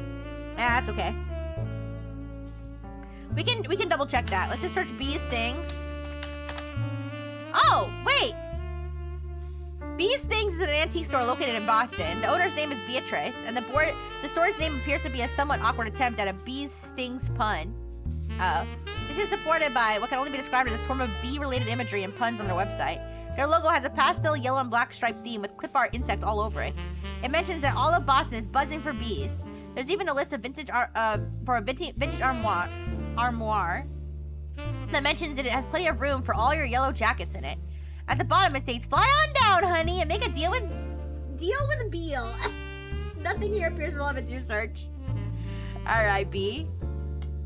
And then the Million-Year Picnic. The Million-Year Picnic is a comic book store in Cambridge, Massachusetts. It's one of the oldest comic book stores in the United States, founded in 1974 and named after a short story by Ray Bradbury. I mean, I don't know if this will be relevant, but... If you decide to visit the Million-Year Picnic for the first time after playing this game, please tell the owner, Tony! Alright, wait a damn second! Wait a damn second! If you decide to visit the Million-Year Picnic for the first time after playing this game, please tell the owner, Tony, that you heard about his store from the video game, The Trees Are Dead by Jeremy Johnston. Fair warning, he has no idea that I did this. It will probably be somewhat confused. I need to search Jeremy Johnston to see if he put himself in the game.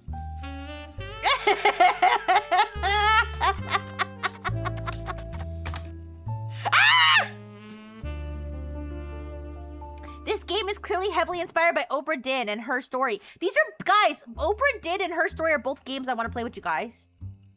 This game is clearly heavily inspired by Oprah Din and Her Story. I hope it stands out on its own and that it feels like more of a homage than a ripoff. Thank you to Lucas Pope and Sam Barlow. Wow, this is like a whole thing here. All right, let me read the whole thing. You ran so I could walk. It is also inspired by my participation in the world's largest trivia contest on 90 FM in Stevens Point, Wisconsin. Thanks to everyone who organizes the competition year after year. Shout out to Portesi Frozen Pizza, which I've never tried, but I've heard so much about.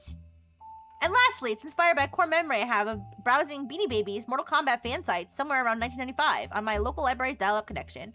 Thanks to the patient librarians in Bethel, Connecticut, who took the time to explain the internet and help change my life. If you're seeing this message, please come to the game's Discord and simply type "I found the thing" in all capital letters in the "I found the thing" channel. This page hasn't been updated for at least 8 months and may now be irrelevant. Fascinating. But yeah, these are both games that I'd like to play with you guys, so maybe we'll do those after. I think Her Story is shorter, but yeah, Oprah Din is one that I've been really interested in. All right, so let's after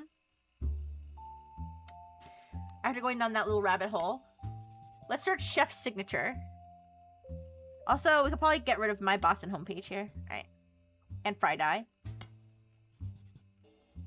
Actually, Friday could probably search in Chef's Signature, but it's fine. Alright. Yeah. Chef's Signature is a magazine related to food and trendy restaurants. They cover subjects all over the United States. Alright, so let's go there and search Friday first. Oops. Thanks for upgrading your Cashew PC to NutOS. To NutOS 1.1! Yeah! Imagine searching porn on your NutOS computer. Alright, anyways. So let's search Friday in the Chef's Signature. Ooh, I got a picture! Chef's Signature covered Friday less than a year ago, right around the time you were doing your initial investigation. Each article in Chef's Signature tends to focus on a restaurant, and like the magazine's name implies, each restaurant lists the one main dish that the head chef is known for. Friday's signature is the samosa cone. The cover and main article have been added to your evidence. Alright. Oh, we got pictures. I wonder how these people connect to the family tree. Probably through Guy Hudson. Alright, Chef's Signature. Can a vegetarian diet be trendy? Sitting down with the Garlands, the new boys in Boston. Chef's Signature, a nationally published magazine targeted toward fans of unusual restaurants, featured James and Robert Garland on the cover of their November 1998 issue. According to the article, the two brothers own a small walk-up window in Boston called Friday, a play on the tie-dye shirts that the servers wear, that exclusively serves vegetarian dishes. Most of the offerings are heavily inspired by powerful spices found in Thai and Indian food. Those guys aren't looking very Thai or Indian. Anyway, I wonder what Blue Sky will think about this. Their signature dish is a samosa cone, which from a distance somewhat resembles a traditional ice cream, complete with a waffle pattern. Instead, it contains fried potatoes, pureed peas, carrots, and a special ginger-based sauce. Robert, who is 3 years younger than James, Jokes that although the age difference has left him delegated to wear the sous chef jacket his whole life, he doesn't mind. I'm gonna grab this so I remember that Robert is the younger one. Alright. As a result, James answers most of the interview's questions. James credits his love for food and his culinary skills to his upbringing. Most kids hate vegetables growing up, but they don't have parents like we did. My father was a chef and my mother grew up on a farm that supplied his restaurant. That's how they met. I don't have any memories from the farm or anything like that, since we moved here before I could even talk. But they told me stories. My dad's a great storyteller. He even wrote a book that partially helped fund Fried Eye. It does sound interesting. I mean, I know what a samosa is. I like samosas, actually. Actually, the first Indian food I ever had was a samosa, and it made me really like Indian food, so... Yeah. When we moved, we were looking to open their own, when we moved, they were looking to open their own restaurant together. Unfortunately, they never got it off the ground. His line cook gig ended up being less temporary than he'd hoped, and she had to go back to work as a secretary, even after Robert was born. Before we were old enough to go to school, we spent most of our days with my aunt.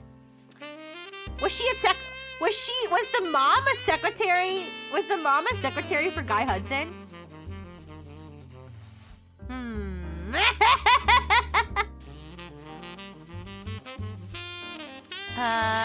In the diner where he worked, my dad had no room for experimenting.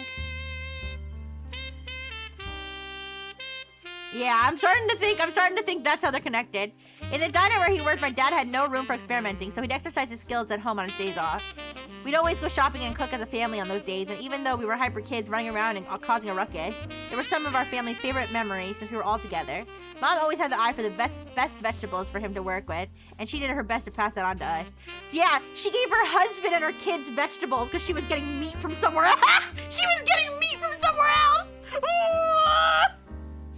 According to the article, their parents, who are now retired, visit Fried Eye often. They even have a signature dessert, the Sistine apple. Apple pie has always been my mom's favorite, and my dad always had the stupid line he used to make her laugh involving apple pie. Most people realize it's a Sistine Chapel pun and assume that's all there is to it, but it's actually secretly named after them, sort of. She was getting her meat from somewhere else! She was getting her meat from the Candyman! Alright, let's see. I wonder which one of these affairs.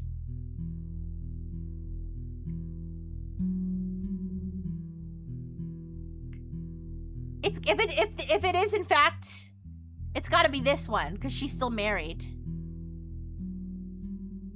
Yeah. So let's tentatively,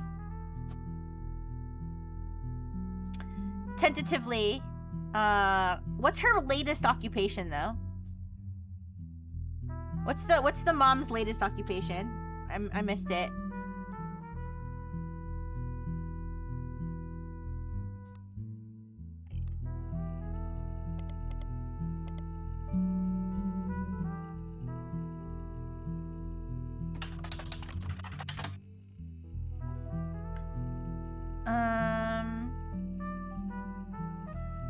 She's a secretary, but went back to delivering produce on the weekends. I think I'll go with secretary. Hi, with this. Hi. How you doing? Hello. All of these are gonna be. It's almost safe to just put secretary. All right. To be fair, though, the mom just said she worked at a video store, right? Store cashier. Hi, I'm doing good, thank you. I'm enjoying the Rootry Mania. It's fun. Alright. And then this would be Steven Garland. Alright, and then the sons. Robert's the younger one. Garland. Chef. And then James Garland.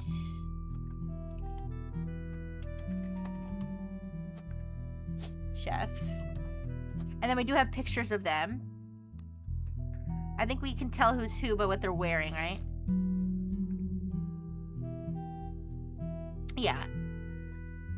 Robert, who is 3 years younger, jokes that although the age difference has left him delegated to wearing a sous chef jacket his whole life, he doesn't mind. I guess that's the sous chef jacket, right? I don't know, maybe I'm dumb.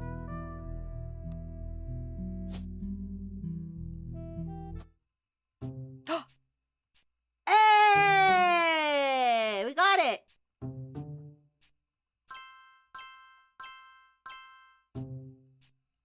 So Miracle Rotary did have an affair. He did have an affair.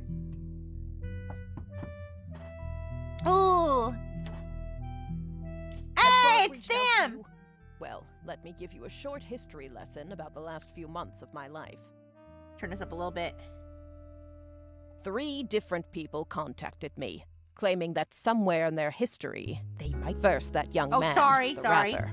I ignored I that didn't mean to one. click through that. He seemed It's okay. dubious. But then I saw the news. I felt terrible, so I began helping the others. Because my doubts with Felix were so misfounded, I ended up putting too much faith in the second person that approached me. I went to the media prematurely. I admit my mistake there. But the third person who contacted me also had a credible case. Before I could help, the company got to them somehow. The fact that the family silenced them doesn't seem to fill me with hope when it comes to Clark's intentions. But you're making progress based on the leads he gave you.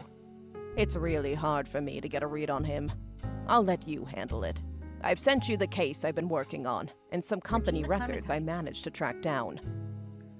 The records are quite dense, but hopefully they're useful. Good luck. Alright. Let's take a look at this new evidence, you guys. But first, let me fill in the brother here. Alright, there we go. Alright, we got confidential. Confidential company records. Company records, number 34. You were given some partial staff records to cross-reference by Sam Madsen. These records are based on old tax mailing information and only detail the employees that work directly with the Rotary. We gotta round up all the secretaries, you guys. We gotta round up all the secretaries.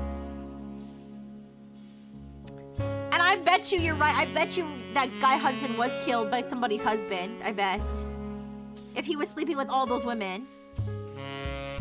Alright, these records are based on old tax mailing information, only detail the employees that work directly for Rotary or in their corporate office.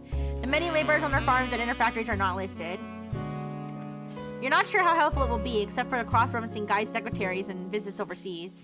Spider searching people just because they are listed in this book will likely be very time-consuming and a waste of your time. Alright, so. Leadership. President, Zach Morden. Special management, Ernest Madsen Jr. Guy Hudson collecting secretaries like they're Pokemon. He's one short of a full team, yeah. Office staff. Edward Rotary, Lloyd Carpenter, Carl Monroe. Yeah, there's a lot of names here, so we'll have to figure out who's actually important. But Edward Rotary, Lloyd Carpenter, Carl Monroe, Elizabeth Cravensworth, Product Management, Eli C. Rotary, Fred Cross, Albert Cross, Douglas Rosenberg. Secretaries. Let's grab the secretaries. Let's grab the secretaries. Just the secretaries. For reasons. There's only 4 of them here. Beth. Anyways, Farm and Manufacturing. Samantha Madsen, John Miller, Elizabeth Farrow, Thomas Green, Fred Gleason, Stuart Todd, Sam Harmon, Robert Logan, Michael Crane, and Jack Keatings. Major expenses, none. Alright, next. In 1977, it was announced that Zach would be retiring and Guy would be taking over at the start of 1978. They held a retirement party in November after spending the final month working on the transition. During 1976 and 1977, the following changes took place. No wonder he has no kids with his wife. He was too busy impregnating literally everyone else. Yeah! 1977, Guy Hudson has replaced Ernest Madsen Jr. as special management. Office staff, Patrick Decker was hired. Product management, Eli C. Rotary is no longer employed by Rotary. 1977, Ernest Madsen Jr. is now listed under product management. Secretaries, Christine Farrow is hired. Oh, Farrow.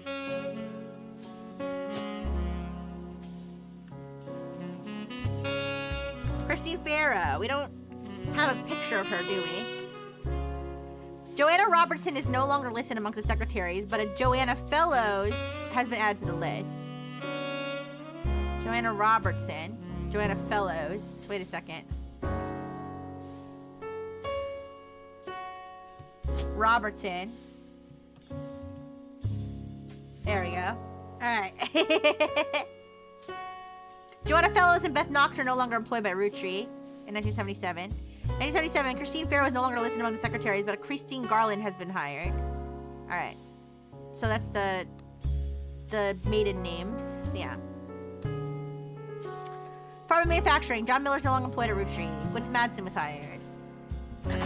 Eli, no longer being employed, seems sus. Who would he fuck to get fired? With the Root Tree last name. Yeah. Eli C would have been...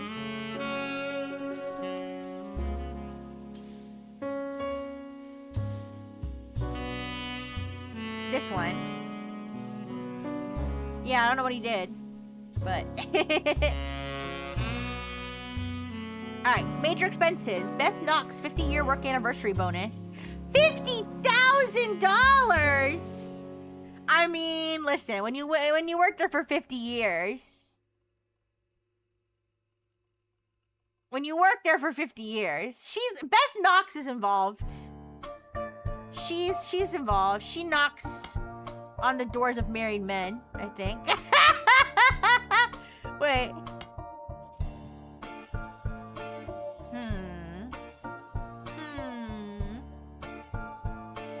I think... Let's think. If Elias Roottree had an affair in 1921, and she'd been working there for 50 years in the 1970s,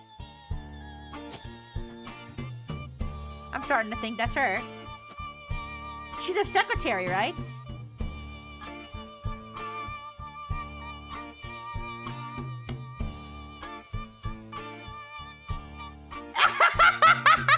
Listen! I'm fired up! This is crazy! Alright.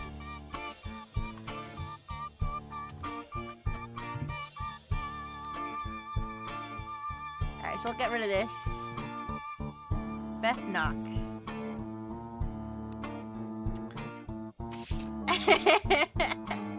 Alright, Zach Morton retirement party, $20,000. Like, I don't care how long someone's worked at your company. You don't give them $50,000 for no reason. You give them $50,000 because you fucked them and you don't want them to talk. Alright? In 1978, Guy Hudson took over. This began a particularly volatile period in the company's staffing. Many travel expenses were listed, and Guy began trying to develop new 5-piece flavors. The following changes were recorded. 1978, Guy Hudson replaces Zachariah Morton. Office staff. 1979, Edward Roottree, Elizabeth Cravensworth, and Lloyd Carpenter are no longer employed at Roottree. 1979, Raffertoons is now listed as office staff. Product management. 1979, Albert Cross and Fred Cross are no longer employed by Roottree. Who did they cross? Secretaries. Christine Garland is no longer working for Roottree. Beatrice Watts and Corinne Schwartz were hired. Juliet McCullen and Doris Mays are no longer employed by Roottree. Lisa Lewis and Valerie Ewing are hired. Farm and manufacturing. What did I find? Infidelity! Illegitimate children! Homosexuals? No, not yet. Maybe. Possibly. Possibly. They like to cook in the kitchen together, and sometimes they like to intertwine their ingredients. Alright? If a 40-year-old receives a bonus for 50 years of service? Yeah.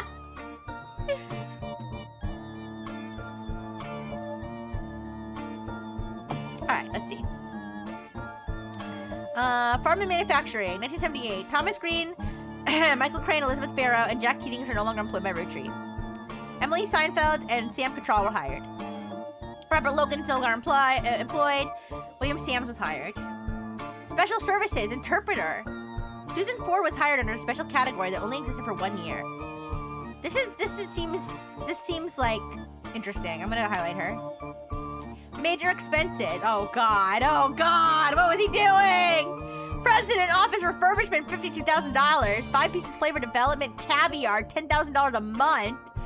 Edward Root Tree Retirement Party, 7,500. Christmas Tree Bash, 7,500. New Year's Eve Ball, 7,500.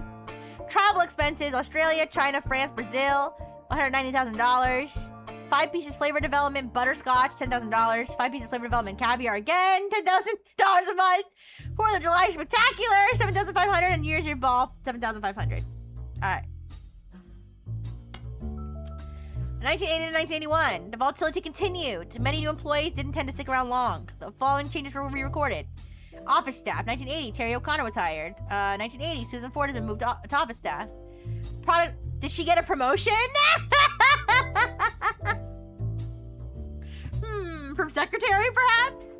All right, product management. Douglas Rosenberg is no longer employed. Edward Morrison and Robert Andrews were hired. Edward Morrison's no longer employed at Root Tree. He left after 1 year, so I'm gonna highlight him because he might have some juicy stuff. Caviar flavor, yeah. All right, secretaries. Corinne Schwartz and Beatrice Watcher no longer employed. Linda Lewis and Angela Ingram were hired. Ooh, Lisa Lewis and Valerie Ewing are no longer employed. And Catherine Garrett was hired. That's a lot of secretaries.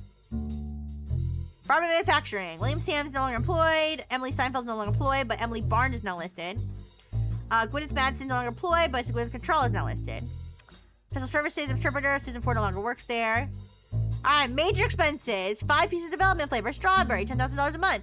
5 pieces of development flavor.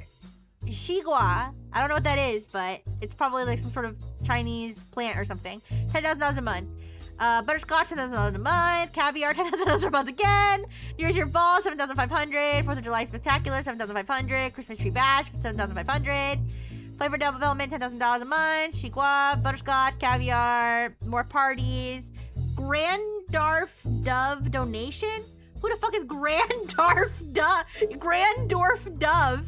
What fucking Lord of the Rings? Lord of the Rings chapter did this fellow crawl out of to donate $250,000? All right.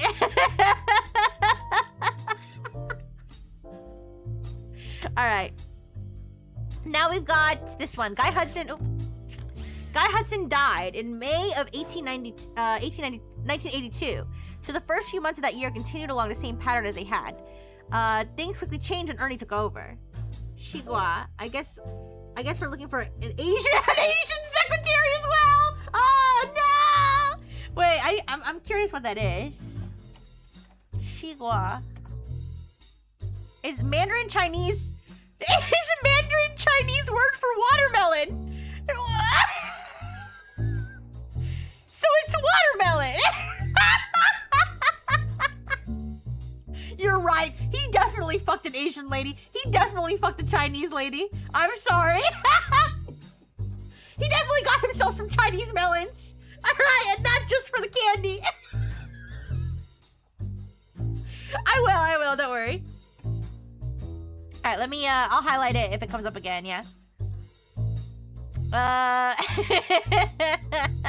Most of the extraneous expenses ended, and all the secretaries, most handpicked by Guy Hudson, were let go. Sam Madsen left Root Tree in 1984, so this is the last set of books you have access to. Alright, so Ernest Madsen replaces Guy Hudson. Carl Root Tree joins the special management. Office staff.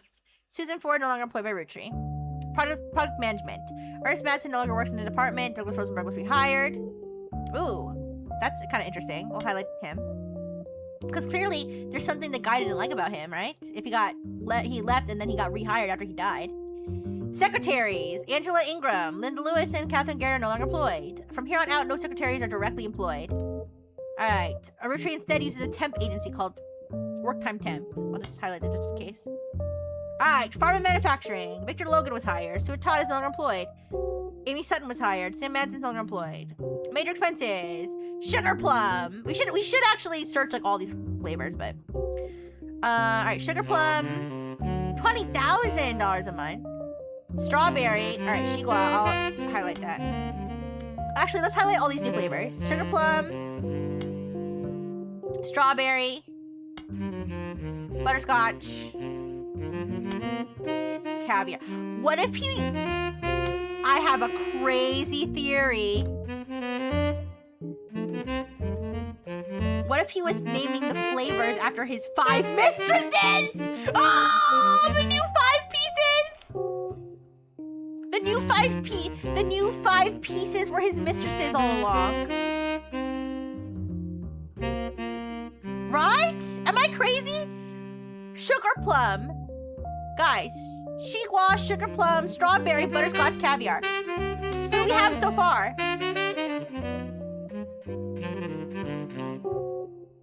Joanna. Oh, wait, okay, I don't think we have one with the start with the J. Never mind. Never mind. We don't have one that starts with the J. But we do have Christine for caviar, maybe, right? Alright, whatever. Regina Clementine email. Alright, so it's all written out here. From 6 pieces at prodigy.us to genealogy genie at prodigy.us. This is all the information I have about Regina Clementine née Salazar from New Orleans, Louisiana, and her husband, Stuart Clementine. She wrote me about a month ago. Apparently, the Rucci lawyers went after her since then. By the time I received her letter and call, she told me she couldn't cooperate anymore. Her husband, who is a police officer and never knew his father, told her he thought he might be a Rucci. But he's estranged from his family and didn't want to pursue it because he had no proof. She wrote to me behind his back. Normally, I wouldn't be so sure, but she had some pretty credible facts. Some of it I've been able to confirm. Stuart's mother was Mary Beth Clementine. She was pretty well known in the 30s to 50s, a singer who went on tour to lots of churches. Oh, we know where that's going. You can look her up online, and she was a pretty big proponent of adoption. I know for a fact that she came to Butler County a few times. I remember her from when I was younger, and Regina said that Stuart told her that they always seem to spend a lot of time at the Miracle Church. She sent me a photo to prove that she's who she said she is. I've attached it to this email.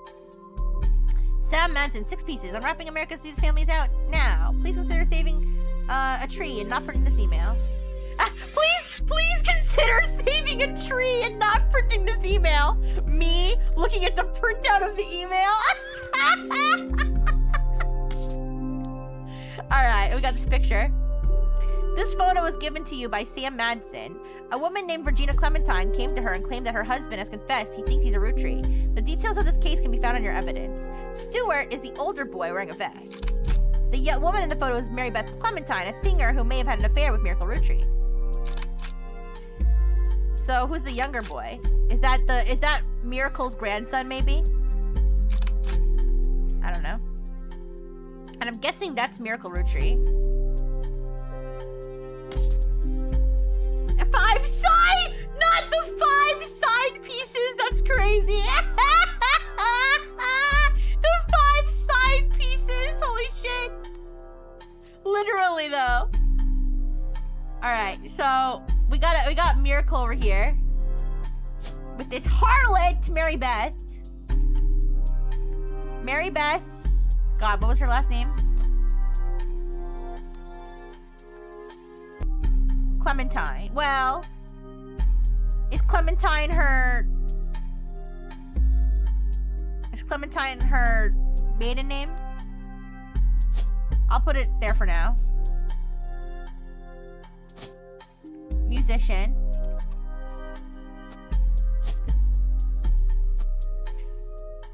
This could be Clementine, actually. Don't worry, we'll fix it later if we need to. Alright, so Stuart would be him here. Clementine. And then the wife's name was what? Regina. Regina Salazar. Alright.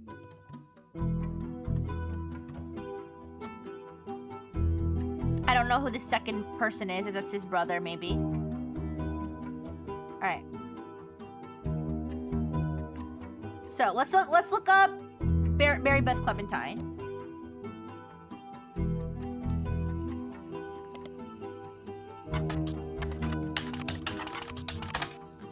Mary Beth Clementine was a singer most popular in the years between 1942 and 1959. She traveled around the country performing at churches. Her repertoire was a mix of religious and popular songs, and although she recorded a few records, they seemed lost to time. The only one you find mentions was a cover of He's Got the Whole World in His Hands.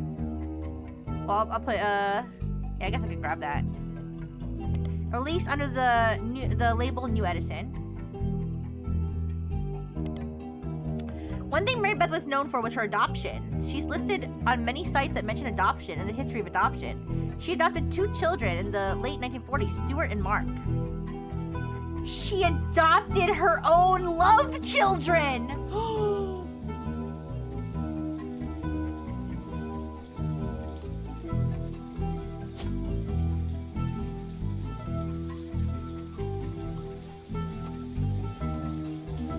Right?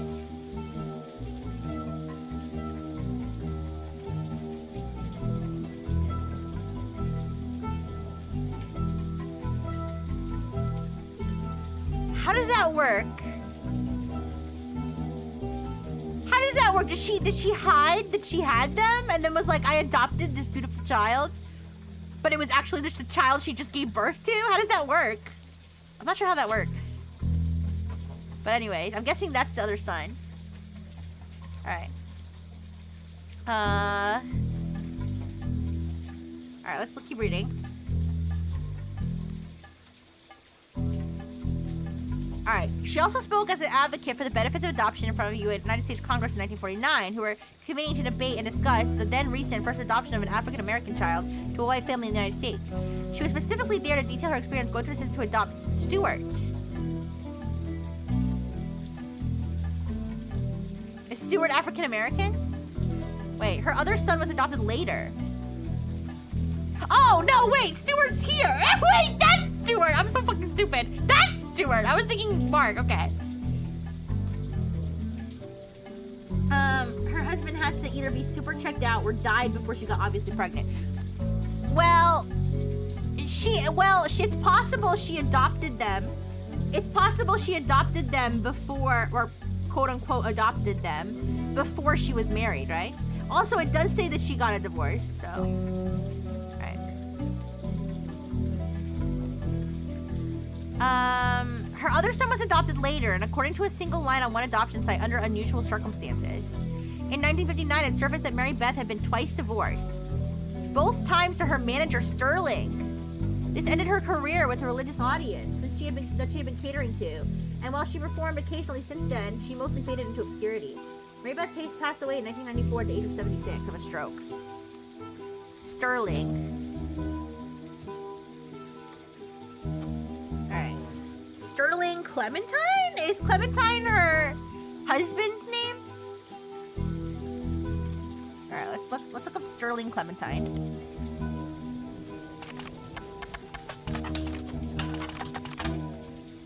Nothing. So Clementine, I feel like is probably her maiden name. All right, let's look up Stuart Clementine, and then we'll look up Mark Clementine. Clementine isn't that popular of a last name, and you managed to find a Stuart Clementine listed as one of the many names on an emergency services site in New Orleans.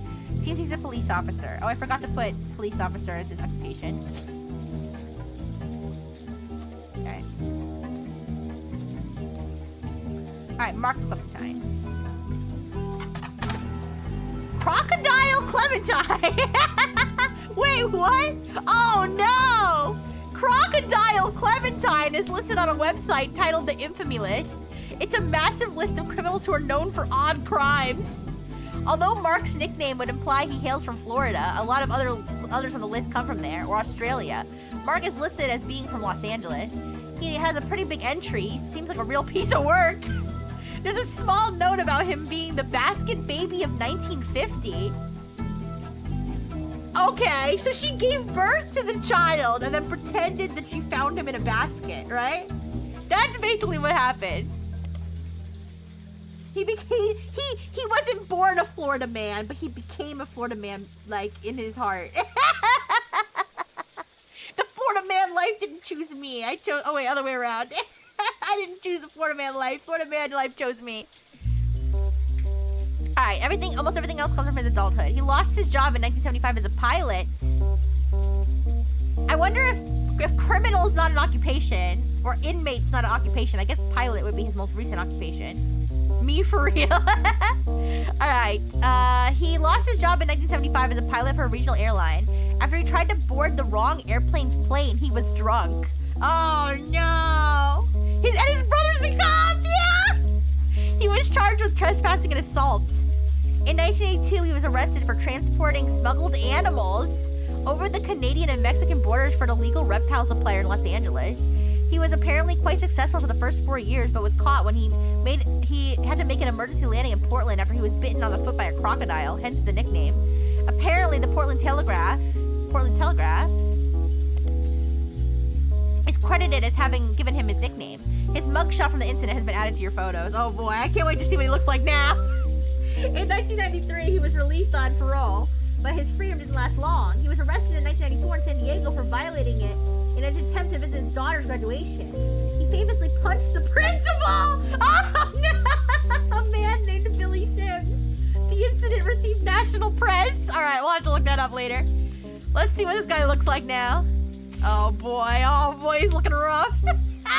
Multnomah County Corrections Division. You find this mugshot online. It's Mark Clementine, who was arrested for smuggling reptiles. All right. So I guess we could add that photo in after. We can keep his shiny choir boy picture here, and and we can add the before and after meth picture later. All right. So he does have a daughter. Here, let's find out what his daughter's name is by looking up. Well, we can look up all this stuff. Let's look up the Portland Telegraph. All right, the Portland Telegraph is your run-of-the-mill newspaper based out of Portland, Oregon. They have a website with a lot of dry statistics about how many subscribers they have, how many issues there have been, and awards they've won. I know, right? Okay, what was the principal's name? Billy Sims. All right, Billy Sims is the principal of Sandstone Canyon High School. Who had his 15 minutes of fame in 1994 when he was punched by Crocodile Clementine at a graduation ceremony. Pretty much every news organization, from trustworthy to tabloid, seemed to have their own take on the altercation. It wasn't the punch that captured the nation's attention, however. Instead, it was Billy Sims' matter-of-fact response to the threat and his comments afterward, as heard in a now famous audio clip from someone who was recording the ceremony. Billy saw Mark hop onto the graduation stage and said, "Sir, you'll want to sit down or we'll have a problem." At that point, Crocodile reportedly sucker punched him in the face. Billy, apparently only slightly dazed, said, "All right, sir, I guess we'll have a problem." That's pretty funny. Clementine tried to throw another punch, but Sims anticipated it and performed a maneuver that spectators described as a wrestling move mixed with a backward somersault, which immediately brought both men to the floor, with Sims straddling Clementine, keeping him neutralized. As security arrived, the recording captured someone asking, "How did you do that?" And Sims' response was famously, "Trust me, I'm as surprised as anyone." All right, we don't have information then on the daughter, but we might have it in the periodicals. All right, so let's see the Portland Telegraph. Billy Sims. All right, the Portland Telegraph had an article slightly longer than most about Billy Sims' incident, mostly because the assaulter, Crocodile Clementine, secret ninja, had appeared in the paper before. Because of the somewhat comedic sensationalism of the events in question, and because the readers were already familiar with Mark Clementine, they filed it under the special banner named Crocwatch.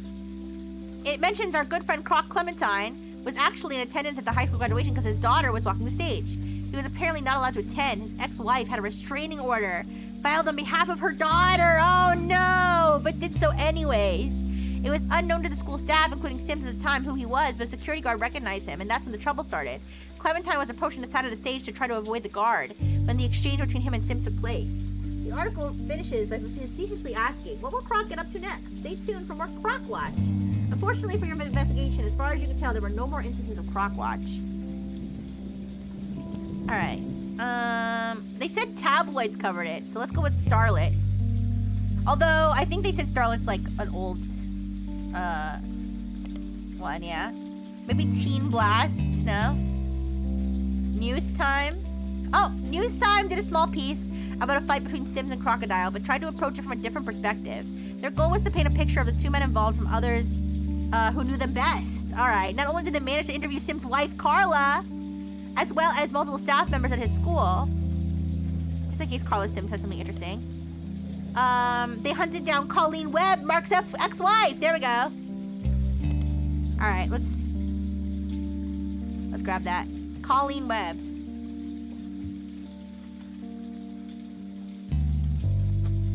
All right. According to the section with Colleen, she and he met when he worked for an airline. She worked in an airport newsstand. He was a drinker and would often have mild mood swings. Wait, real quick. Inmate is not an occupation, so a criminal is not an occupation. So I'm gonna go with pilot. Whoa! Yay! I'm so smart.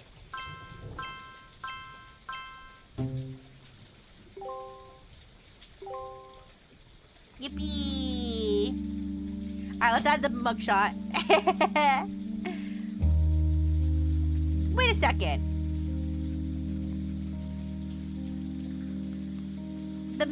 Is the man in this photo her manager? It kind of looked like one of the miracles, but now I'm starting to think that might be her manager. Because I can't add another picture for Miracle. So, I'll try that. Alright, let's keep reading the magazine here.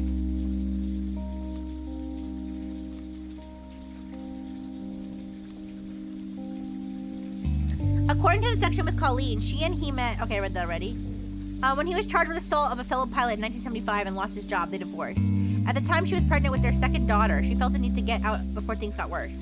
She left him and moved to San Diego to live with her sister and told her oldest that her dad had to fly planes for the army. She raised them both by herself, and although she never went through the trouble of changing their names legally, they used the web name, so nobody would connect them to her ex-husband. Okay, so... They never changed the name legally. Okay, so... Let me see. She raised them both by herself, although she never went through the trouble of changing their names legally. She was pregnant with her second daughter. If Mary Beth Clementine is wrong, then it must be Sterling Clementine. Yeah. Oh yeah, wait, true. Wait, did she not get filled in? Yeah, she didn't get filled in. You're right. So we have to find her maiden name. We'll have to find her maiden name then.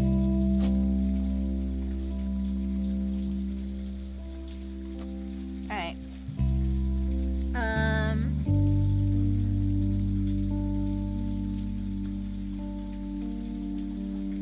So she has two daughters, and their last names would be Clementine then? If she didn't legally change their names?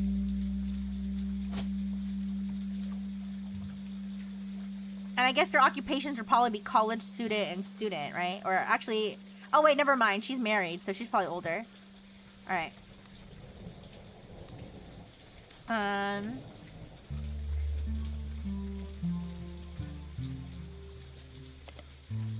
They said almost everybody covered it. Oh, the Butler County Times did report on Billy Sims, but the information seems redundant. Alright. Alright, so that's... We're probably done with the Billy Sims situation.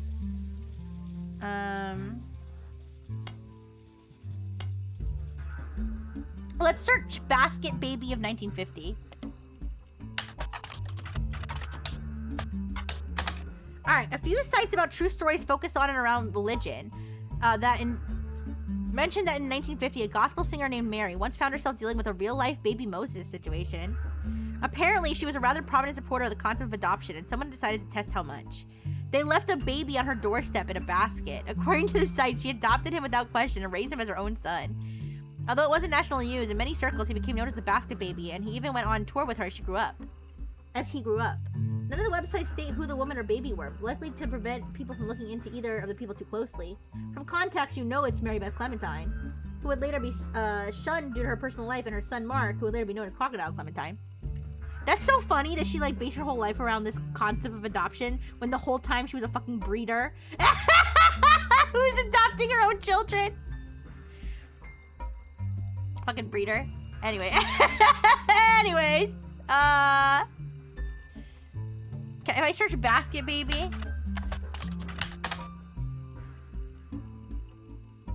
Alright, let's That's probably not gonna get us any results. See, let's search Sandstone Canyon High School and see if maybe we can get a yearbook picture of the daughter. Alright, Sandstone Canyon High School is in San Diego. There's not much information about it, though it's mentioned in a lot of articles about the Billy Sims incident. Let's search it in the periodicals. Well, it's in San Diego, though. That's not really... Never mind. We'd probably want to look for a publication closer to San Diego. Alright, so... That's a dead end. Alright, let's search Carla Sims. That's the Billy Sims' wife. I don't... Okay, Carla Sims comes up very occasionally on a small percentage of articles about Billy Sims. Carla appears to be a nickname. Although you have no way of being sure, it seems most often to stand for Carlita. She doesn't seem related to your search in any way. Okay. Colleen Webb. That is the ex-wife. Nothing relevant for Colleen Webb. Thank you for the hydrate. Thank you.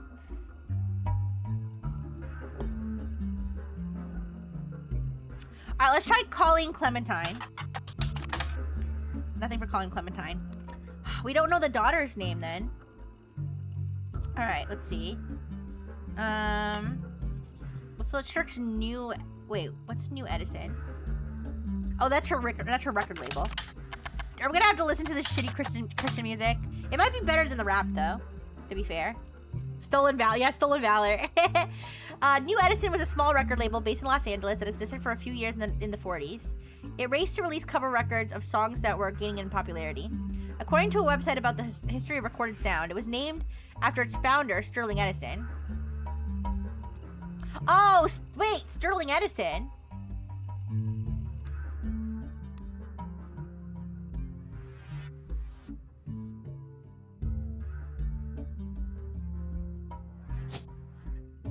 Wait, if his name was Edison, why was her name Clementine? And why didn't she get filled in?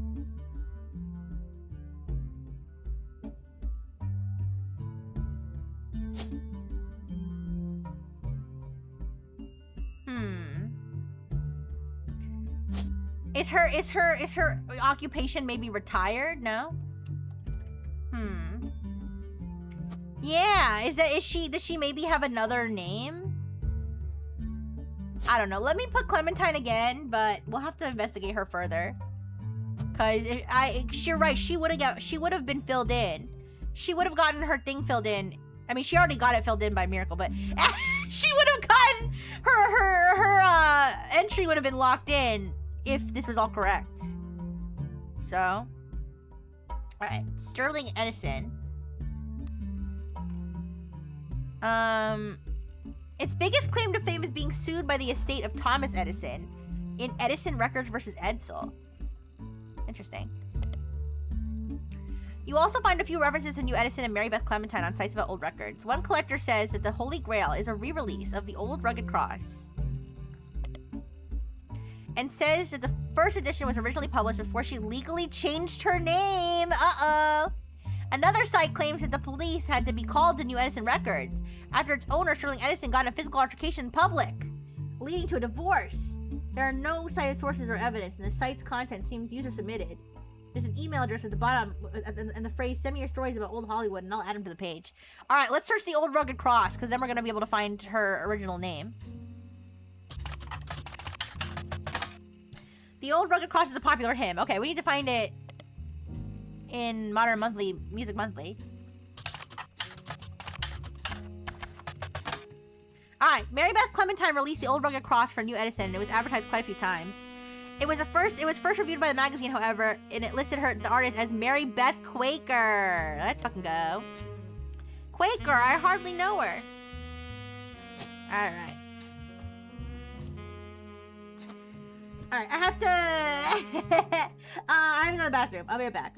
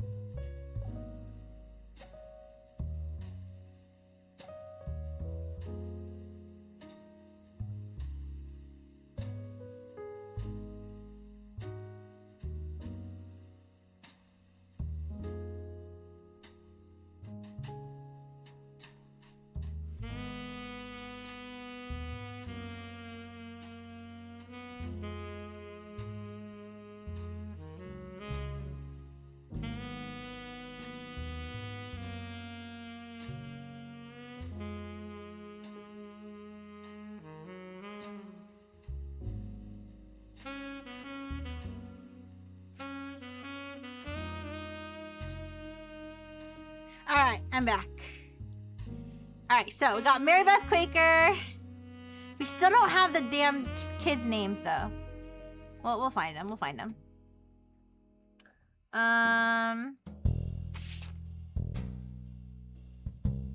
Somebody got arrested for smuggling reptiles. Multnomah County Corrections Division. Multnomah County, is that relevant, you think? Thank you, Toaster. Did you catch me? Alright, let's see. Did you catch me that time? I missed it. Mary Beth Quaker. Let's search. We can search Mary Beth Quaker. Alright.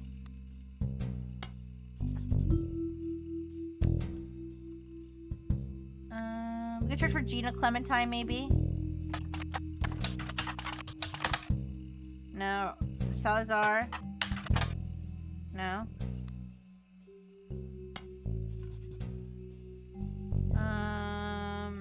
Got this one already. Let's search this email address, maybe. Genealogy Genie. Oh, you didn't catch me. Ooh, it's okay. Maybe I'll just stay with you voluntarily.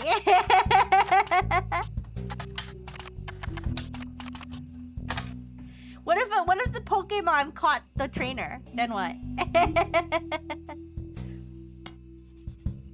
Alright. We can search Edison Records versus Edsel. Yay! But now you have to battle other people or other toasters. Alright, Edison Records was one of the first record labels named after Thomas Edison. The history of the company seems very unimportant, except for potentially a lawsuit they filed in 1949, Edison Records v. Edsel. A website about lawsuits mentioned this as a fun case because the name of the lawsuit was actually the biggest problem for the person being sued. A record producer who called himself Edison was immediately outed as not actually being named Edison. Edsel was a German last name at the time of the founding of the company. The U.S. was at war with Germany. The company's founder immediately settled to try to get the case to go away, but the damage was done. Alright, so we got to change his name to Edsel.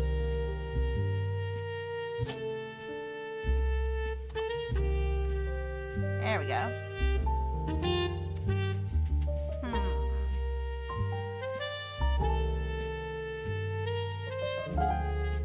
I wonder how we're gonna be able to find the kids' names.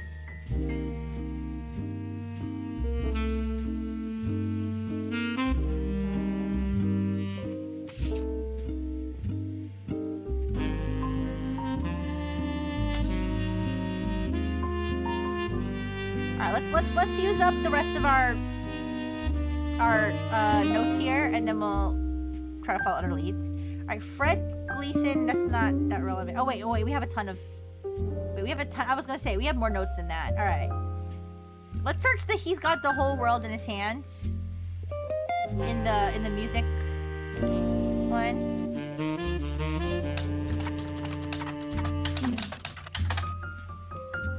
No? Alright.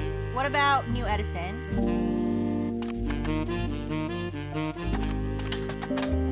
Alright. It seems that New Edison Records and Modern Music Monthly had quite a lot of overlap. There are countless advertisements for various covers of popular songs, and they all start to blend together. When you scan the results for anything other than an advertisement, you do find a very brief blurb from when New Edison was sued by Edison Records. By the time the magazine uncovered it, it seemed like the lawsuit was settled out of court and New Edison was destined to shut down. The owner, who went by Sterling Edison, said he'd likely create a new record company, but there's no evidence anywhere that he did, and that was the last mention of him in MMM. Let's search. Why don't we search Sterling Edsel? No? Edsel Records. No, okay. It was worth a try.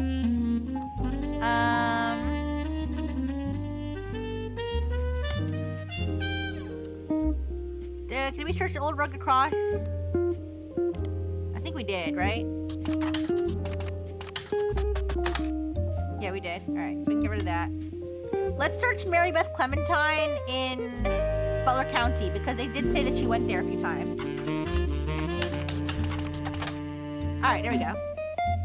Mary Beth Clementine came to Butler County a few times and played religious hymns at the Miracle Congregation's church.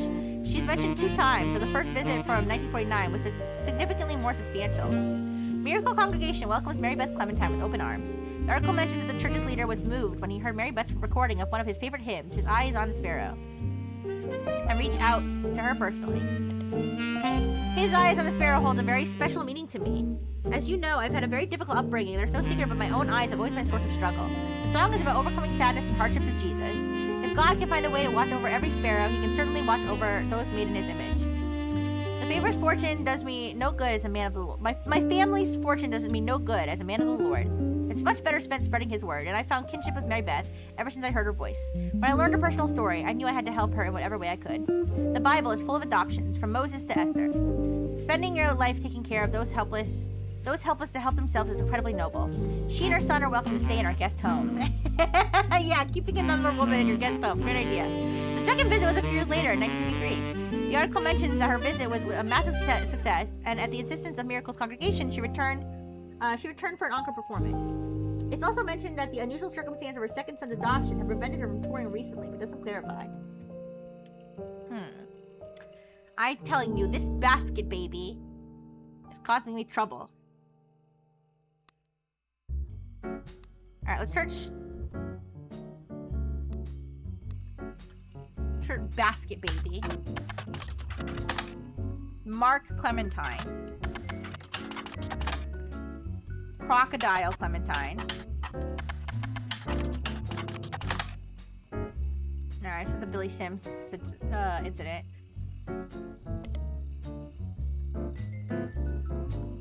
Yeah. Wait a second. Oh, the Portland Telegraph was one of that provided the nickname Crocodile Clementine and has some details about Crocodile Clementine's first major arrest. She was flying weekly between Los Angeles, Juarez, and Vancouver in a small plane. Good morning, cats! Good morning! Too bad there's not more gay people yet. Yeah, yet! Hi, cats! I'm doing good. How are you doing? He was flying weekly between Los Angeles, Juarez, and Vancouver in a small plane. His flights were very low, literally under the radar. He was only caught because he was bit by a crocodile in the leg and had to call it a mayday because he was losing blood. He tried to tell them that he was a crop duster who somehow cut his leg on a loose piece of metal in the cockpit. But his story seemed very odd, and the controllers quickly alerted the police without informing him. When he landed, they were waiting, and he was promptly arrested. I already did that. All right. What about this one? This is the Sims one.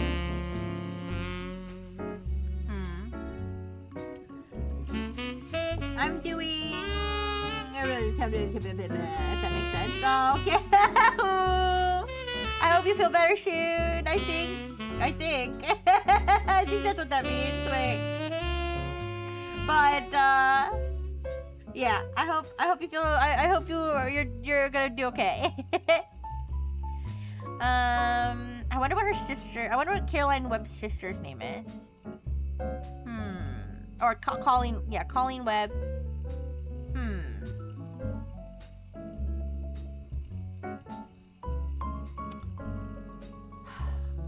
It's crazy that this whole thing revolves around the daughter's graduation, but they never mention the daughter's name.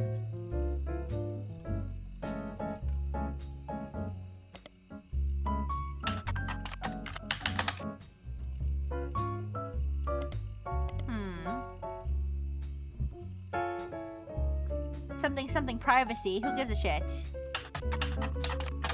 Sorry, crocodile.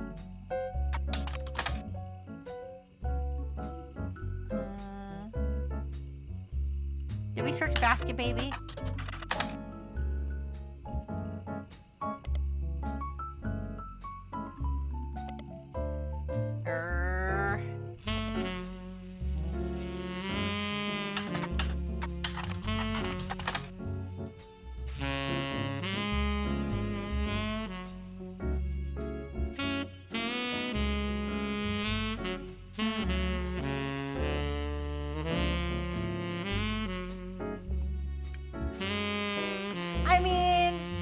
Listen, I'm not against protecting the privacy of minors, but I need this information. She could be getting millions of dollars.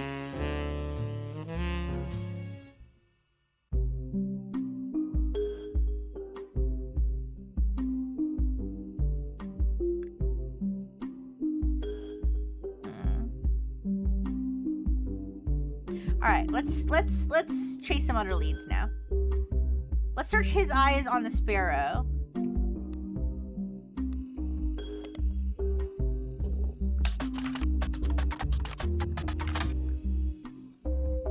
His eye.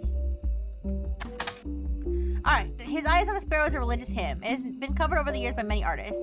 The premise is that the singer realizes they should not feel discouraged or disparaged by their troubles, as God is watching over every creature. Alright. Let's search it here.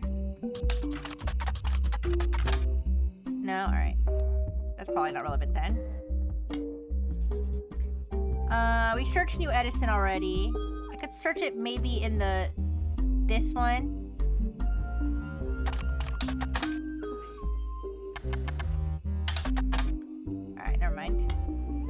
I don't think this one's relevant either. Alright, we could search the email address. Just to be sure.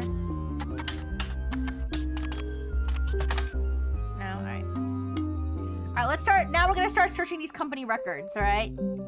So we got a whole lot of names to get through.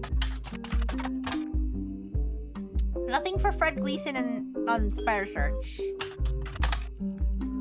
Nothing for Caviar, Butterscotch. We're probably not gonna get very far searching just the flavor names, except maybe Shigua.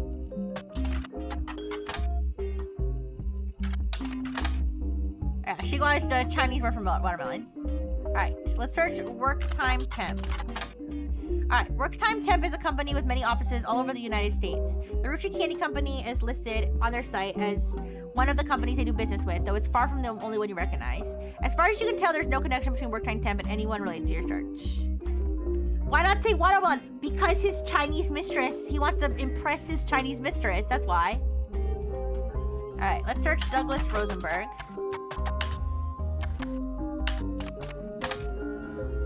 Nothing there. Grandorf? Who the fuck is Grandorf Dub? I need to know this. The Grandorf School for the Deaf, formerly Grandorf Dub, is located about an hour from where the Roottree offices used to be in Butler County. Grandorf School for the Deaf.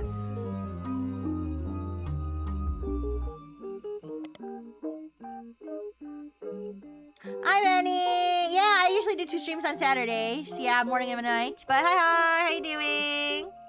Watch her not even be Chinese. That would be pretty funny. Alright. Okay, it serves much of that part of Pennsylvania and nearby Ohio.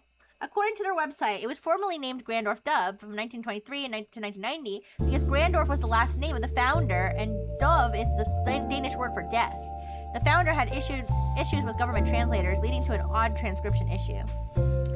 In 1990, it was renamed to better represent the school's purpose and to correct the embarrassing lack of effort and awareness demonstrated by the government officials in those days. The staff is listed on the website. You can scan through all of the biographies and find that the principal, Ms. Ford, is fluent in 5 languages, including ESL. She has been working at the school for over 15 years. Mrs. Ford's bio also mentions that she's not deaf herself, but rather has learned sign language to communicate with the deaf. It's mentioned she was responsible for securing funding for the Hudson Wing. Alright. Hudson. Isn't Hudson one of the last names involved in the family tree, I think? Alright, let's search Hudson Wing. The Hudson Wing was an expansion to Grandorf Dove, now Grandorf School for the Deaf, first built in 1982. It's a separate, much smaller building, half a block from the main campus, and operates as a smaller independent school that offers free ASL courses for the family members, friends, and caretakers of deaf children. According to the history site, they got their name after the president of the Roottree Company generously donated $250,000 toward the construction of the building. Wait a second. Was he having an affair with this Ford lady? Is Ford one of the secretaries? Is she one of the secretaries?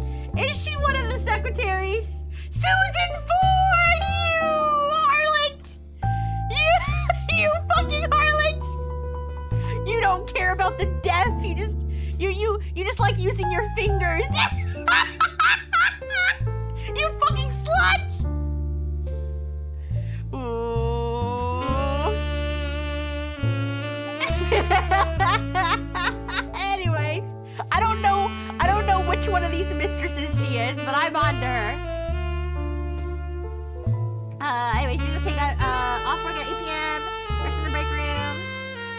Bought a white crunchy nectarine and left and waited for the bus. I don't think I've ever had a nectarine before, actually.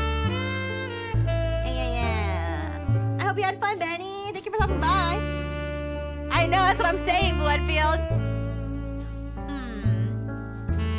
I'm not sure which mistress she is, but she's definitely one of them. Alright. There's also a very vague history section where you can somewhat fill in with the details from other information you've seen about the school. It mentions that the donation came at the insistence of an employee at Brucci at the time.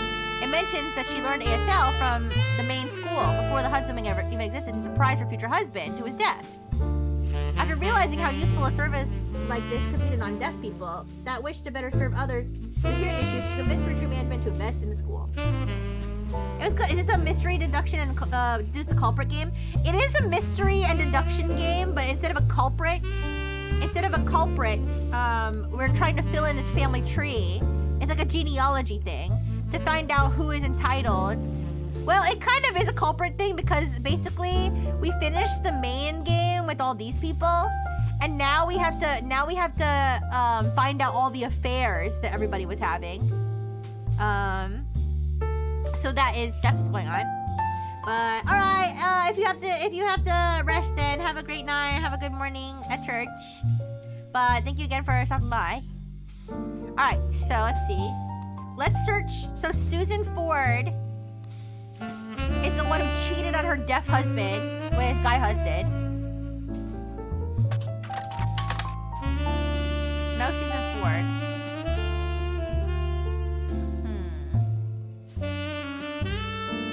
Alright, let's search Gandorf. Let's search Grandorf School for the Deaf. Oh no, never mind.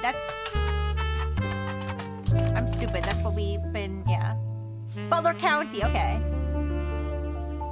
Alright. Let's search Butler County for Grandorf School for the Deaf. Grandorf School for the Deaf. There, oh! Alright. Let me get rid of this. Grandorf School for the Deaf has made a few odd appearances here and there in the Butler County Times since 1990. It's not too many that you can look into all of them, so after scrolling through a few pages, you manage to find something incredibly useful in an article that isn't even focused on the school itself. Local students provide key evidence in scientific study. The article from March of this year mentions that the Ford sisters, who attend public school in Butler County, are one of the only handful of identical twins in the world who suffer from 2 different genetic issues. One of them has asthma, and the other has a deadly allergy to peanuts. I'm sorry, but don't identical twins, I mean, I guess it says they're only one of the handful in the world. But don't identical twins, like, they're identical, right? But can a peanut allergy develop from something other than genes? The bartender at the bar used to be part of the Bible study I'm part of, and I think she doesn't like when I'm at the bar when she's working. Oh no. But yeah, so we got twins. We'll have to see if is there only one other branch with 2 siblings? There is only, okay, so this is gonna be Susan. This is gonna be Susan, the whore who cheated on her deaf husband. Alright. So let's see. Alright, one of them has asthma, the other has a deadly allergy to peanuts. Their mother, a Ms. Susie Ford, who is a principal of the nearby Grandorf School for the Deaf, was originally contacted by the researchers looking to identify if there were any sets of twins where one was born deaf and the other was not. While she didn't... One was born deaf and the other was not. I wonder if that's like, Wait. So, well, I was thinking, it's like she's trying to explain to her husband why one of the kids isn't deaf. But anyways, I'm looking into it too much. While she didn't have any twins attending her school, she asked if her daughters, Melissa and Heather... I don't know which daughter is... Oh, wait, the youngest. Okay, wait.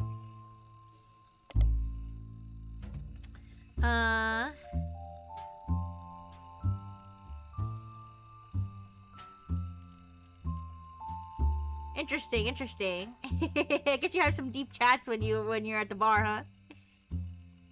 Alright, let's see. She says they couldn't be more different. My youngest, we all call her that, even though she's it's only by about 15 minutes, is shy, but essentially hasn't stopped running from the moment she learned to scamper. Asthma has kept her sister off the soccer field, but she's a definition of extrovert and is even performing in a local production of Is There Life After High School later this year. The article includes a picture of the girls. All right. So let's see. So this is gonna be the Susie. This is gonna be Susan Ford. Well, Ford could be her married name. Ford probably is her married name, actually. Put Ford here. And she's a principal. Yeah. Right. So now we've got the daughters. We don't know which is which, though. Does it say in our evidence? Okay, the older one has asthma, and the younger one is allergic to peanuts. Why does that look like a pregnancy test? I guess it's it's an EpiPen. Oh, I guess like an EpiPen, maybe? Anyways, alright, so... The photo accompanied the article about a scientific study in the Butler County Times. The 4 twins were used as part of a nationwide study on how allergies and other diseases affected twins differently. Put on the left is holding an inhaler. Okay, and the one on the right is holding an EpiPen. There we go.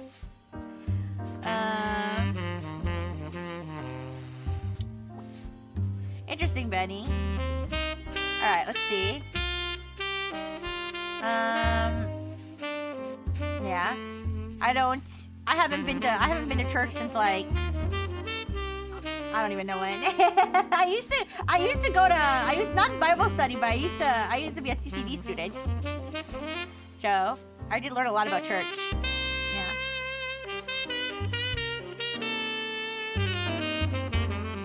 Yeah. She was probably busy at the bar. Alright. So let's see. The older sister is the one with the inhaler. And this one is the one with the EpiPen. Alright. And their names are what? We actually don't know. Actually, we don't know which one. We actually don't know which one is Melissa, which one's Heather. Yeah. Yeah, let's try to stay on topic of the game, Benny. Sorry. But yeah, I hope you have a good day at church though. Alright, let's see. Occupation. Well, this is old, but they probably have different occupations now than student. And that's alright. Did the article say? It said which picture, which girl had asthma and which one had an allergy. But it didn't say which one's name. Like, it didn't say the name of the older one. I mean, wait, sorry, the one before that. Which one? Melissa and Heather. It has their names, but it doesn't say which one's older. I mean, we could kind of assume. Well, anyway, it does say. I bet you if we look up this, we might be able to find more information. Yeah. All right. Is there life after high school? All right.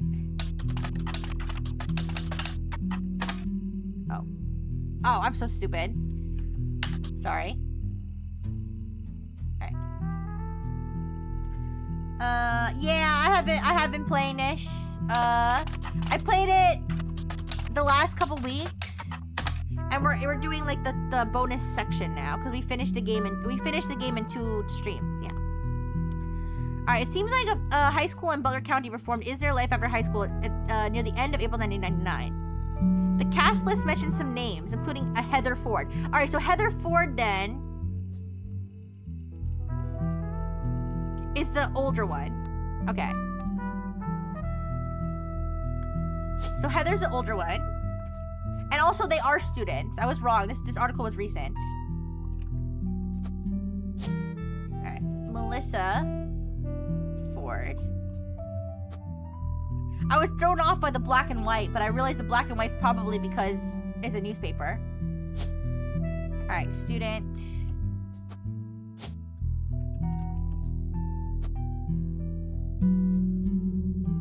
I'm surprised it didn't fill in. We might need 4 people. Let me see. Yeah, we need 4 people for it to fill in. Yeah, we're trying to piece together the family tree. Technically it's one family tree because it all stems from these 2 people basically, or at least from this guy. And it's like, this is the main family tree, and then the part that we're solving here at the bottom is like branches that stem from infidelity. So people on the tree, when I think it's 3 guys in the tree cheated on their wives with other ladies and then had a bunch of other kids. Yeah. Exactly, multiple affairs. All right. So we have the 2 daughters on lock. We still have to find yeah, exactly. We still have to find a picture of Susan Ford, and we need to find her spouse. So let's search Susan Ford. What about Susie Ford? Alright, they just have the same article. Alright, let's search Susie Ford. No. Ah, enjoy your sandwich.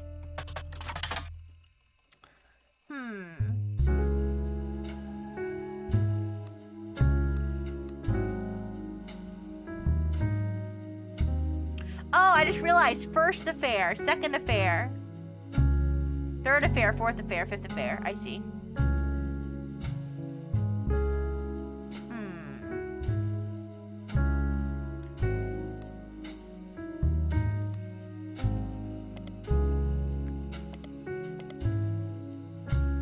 Grandorf School for Dove. Let's surf Grandorf Dove. There's 3 more pictures of Guy. I know. I wonder how many of them are of him undressed. Anyways. Alright. Let's search Grandorf Dove. Maybe they have it under the other name. Ah, there we go. Grandorf Dove was a school for the deaf near Butler and was regularly listed in articles with other local schools. The Butler County Times archives include what seems like an endless list of snow cancellations, extracurricular activities, and weekend events that began over 70 years ago and stretched into the last moments of 1990. If he's hot, hopefully there's at least 1 picture. I hope you like redhead. I hope you like Red Bush. Anyways. Amongst the avalanche of useless information, you'll almost miraculously discover one useful article. Grandorf Dove was at the center of a crime article from 1982. It seems that someone defaced the school and vehicles outside of the brand new Hudson wing of the school. There were multiple broken windows, and one of the teacher's cars was painted with profanities and accusations of infidelity! A few weeks later, a follow-up article provides more details. There was one arrest, Thomas Hughes, who was coincidentally a former student at the school. Apparently, the destruction came weeks after he married the school's newest teacher, Mrs. Hughes. She was not a teacher when he went. He graduated a few years earlier. Okay, good. A ginger bush would explain how he pulled an Asian side piece. I say as an Asian! Oh my goodness. Blue Enfield is a side piece! They did Mpreg! And now the Mpreg child is a root tree. Alright, so let's highlight Thomas Hughes. Alright, according to the reporter's investigation into police reports, trials, and restraining orders, Mr. Hughes was convinced that he was not the father of Mrs. Hughes' current pregnancy. He was released on bail, and the school has agreed not to press criminal charges after an agreement was made to pay for the damages and for the couple to begin the divorce proceedings. It seems Thomas Hughes, Mrs. Hughes, and the Hudson Wing all have avoided further appearances in the Butler County Times. Thomas Hughes.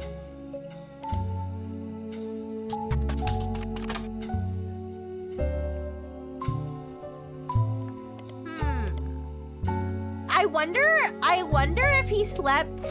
Is there any chance he slept with the principal and the teacher?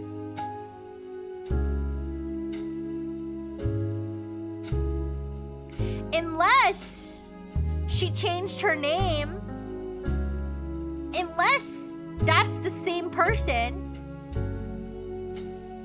Let's search Susan Hughes. Wait. Hughes. Susie Hughes.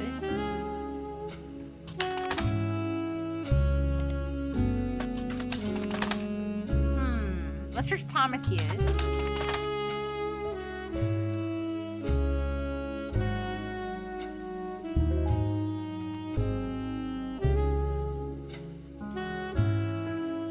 We still don't have a picture.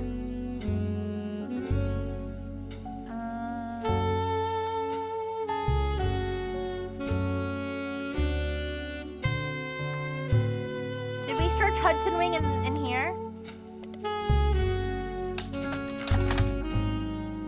No, we already did. We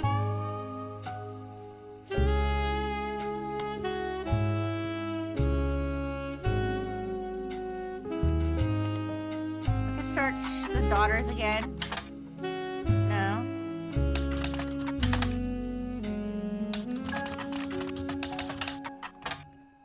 Oh. Is Your Life After High School is a musical? It's quite obscure, only appearing on Broadway for 17 performances after a preview period. Nowadays, it's mostly performed by smaller theater troupes, including high school drama clubs. Damn, I do like watermelon flavored candy. Am I one of the affairs? Yeah, you might be. You might be the Asian one. If you couldn't tell by now, a game designer by the name of Jerry Johnson was in a musical theater all 4 years of high school. There's one song from it that somewhat surpassed the popularity of the rest of the musical called The Kid Inside. If you'd like to listen to it, I recommend Barry Manilow's version. If you've heard this song before, it's likely that cover. The entire musical deals entirely with the traumas and nostalgia that society collectively shares about their formative years, which feels appropriately thematic for this game. Alright, so this is just like... Anyway, oh wait, the key word in that Butler County Times article was local. Okay. Alright, so that's just kind of like a Easter egg. So we can get rid of that. Man, there's gotta be something more to this Hughes situation. Randorf School for the Deaf.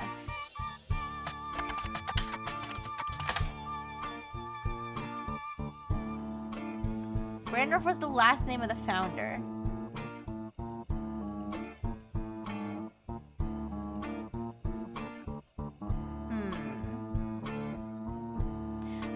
Well, why don't maybe search American Sign Language? No? That's a little too broad. Search Grandorf, maybe?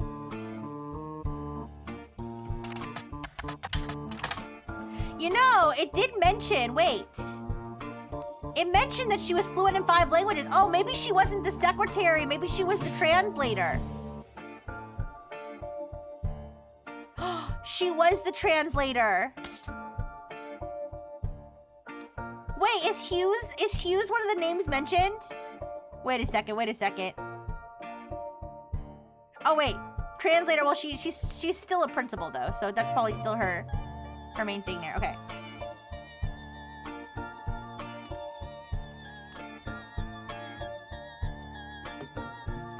Keeping my eye out. For those 5 new, I'm keeping my eye out for what those 5 new flavors are based on. Because goddamn, these flavors are so random. I mean, they did say that the guy was just kind of like a crazy person and would just like make flavors for anything, like caviar, but... Alright, I'm confused. I guess if the guy's name was Hughes, then that wouldn't be her maiden name. That wouldn't be her maiden name, that would be her married name when she was married to him.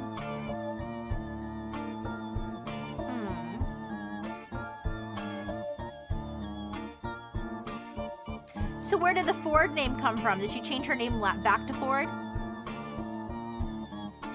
Alright, let's see if Hughes is on the... Let's see if Hughes is on the payroll at any point. Because they hired her as an interpreter. An interpreter for who? Right?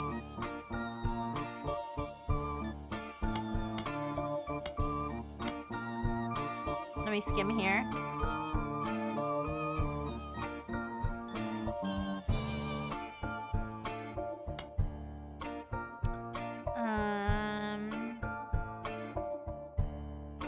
Maybe an interpreter for his Chinese mistress.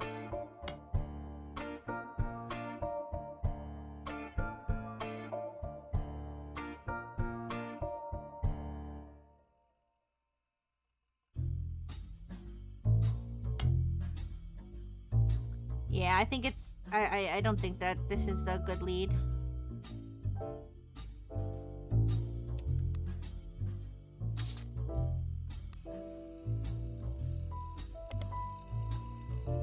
Let's see.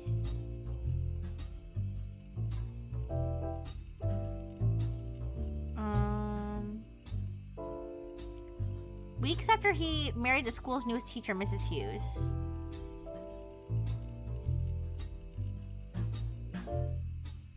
Mr. Hughes was convinced that he was not the father of Mrs. Hughes' current pregnancy.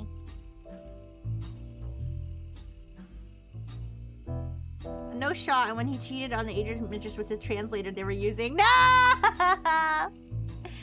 Yeah, that's probably what happened, though.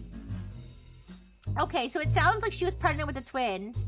Changed her name back to Ford. So Ford, I'm gonna go with Susan Ford as her name.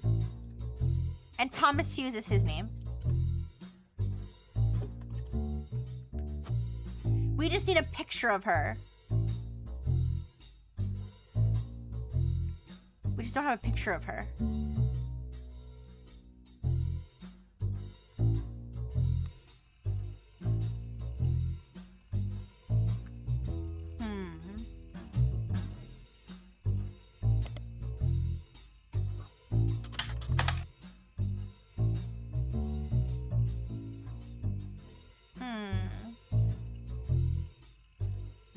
Principal Miss Ford is fluent in 5 languages.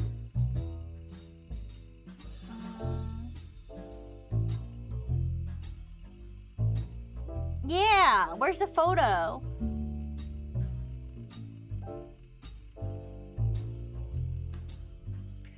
Let's go look at the article again.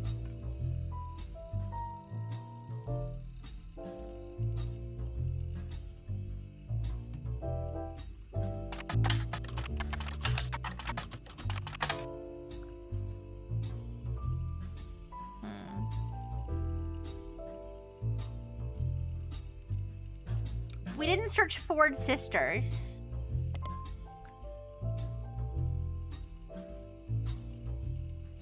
We didn't. Maybe they'll have information on that scientific study, right? Oops.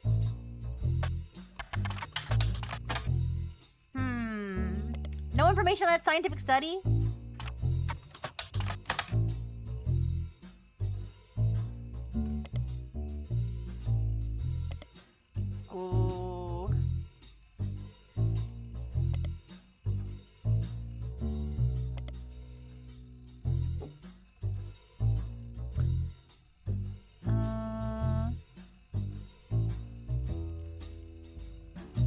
Their mother, who is a principal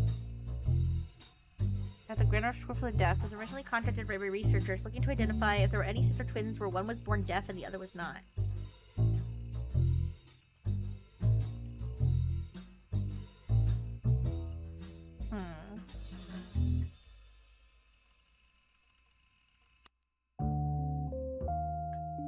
Is this one of the things where there's like there's actually a face somewhere? An extra face somewhere? I don't think so. Damn it, there's gotta be more to the fucking school. Apparently there's 2 pictures of her. Ooh! I just realized. What about the all the parties they threw? There's gotta be pictures from those parties. We've got to be able to dig up some pictures from those parties. Here, wait, let's look here.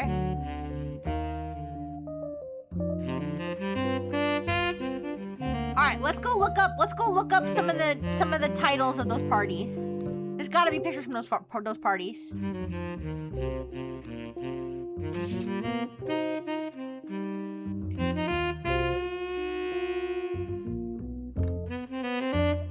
Alright, let's do.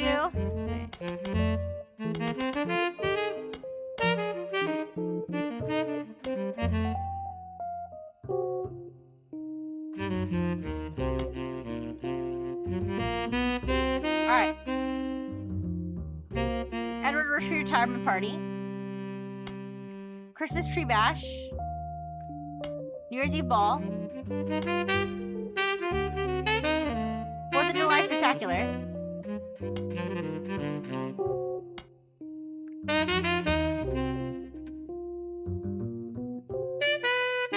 Alright, let's start there.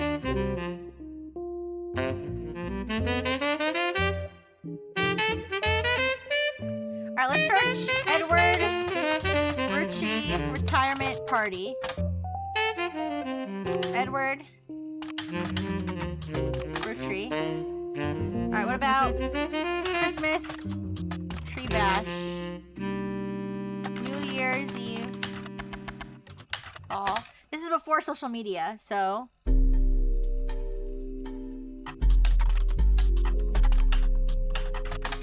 Alright, let's check it in the newspaper then. If it's not there, it would be in the newspaper. No. No, come on. No.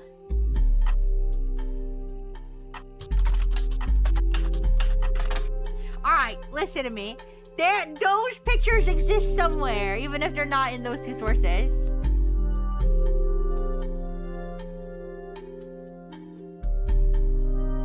Ooh, it is getting late. It's getting late, but...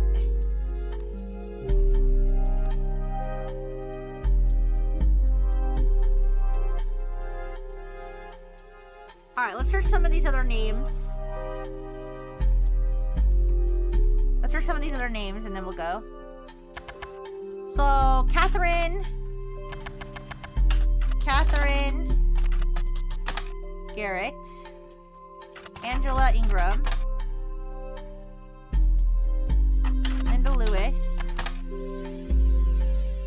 Edward Morrison. We already searched Susan Ford. Right? Alright, yeah. Valerie Ewing. Lisa Lewis.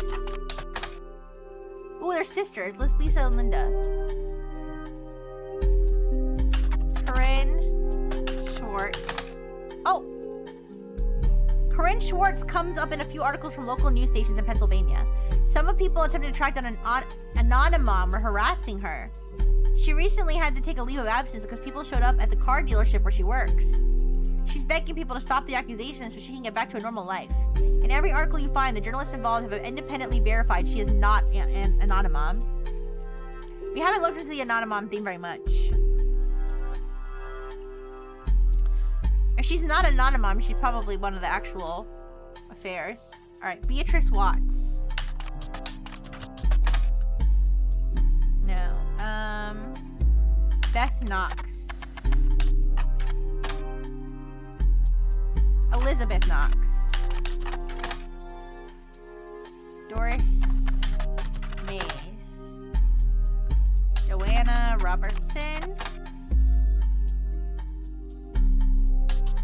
Juliet McCullen. Wait, wasn't McCullen one of the... Oh, McCarran, never mind. Alright. That was all the names. Alright. They're probably... Let's search the Butler County Times for those names, and then I'm gonna get going, because...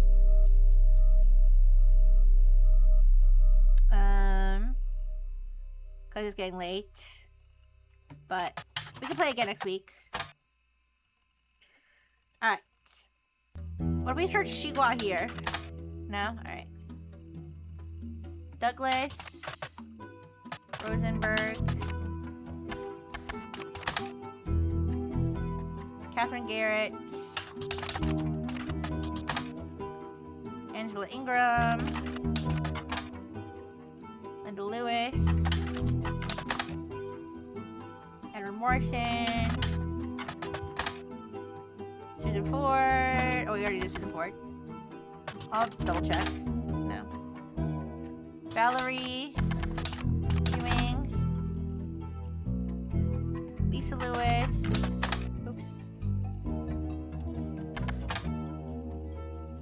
Corinne Schwartz. Alright, there we go. Corinne Schwartz resides in Pennsylvania, though it appears she lives beyond the Butler County limits. After she was named in a national tabloid, people have come to her place of work and accused her of being an anonymom. The article explains it's impossible for her to be a Nanamon because her only child is still in middle school. Unless her son's gestation period was approximately 10 years. It doesn't appear like Corinne could have been involved in any of the potential affairs in your tree. Oh yeah, wait. True, true. Okay, okay.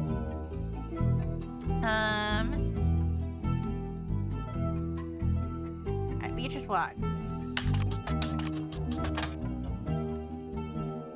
Beth, not, oh, Beth. Knox, Elizabeth Knox, Doris Mays,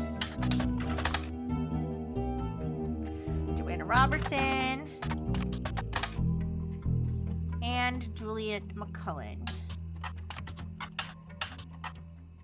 I'm surprised basically nobody had results there.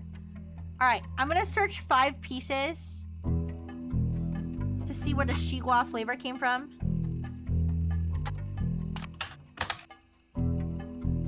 This page hasn't been updated for at least 8 months.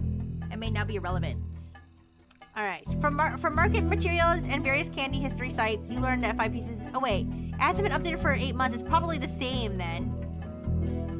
It's probably the same as it was when we last checked it then. Ooh, let's go to Chef's Signature and search Shigua. No? Business Watch.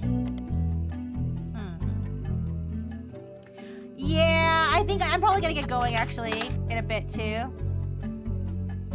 But I mean, basically the whole storyline is that this group here, the father, the wife, and the 3 daughters all died in a plane crash, right?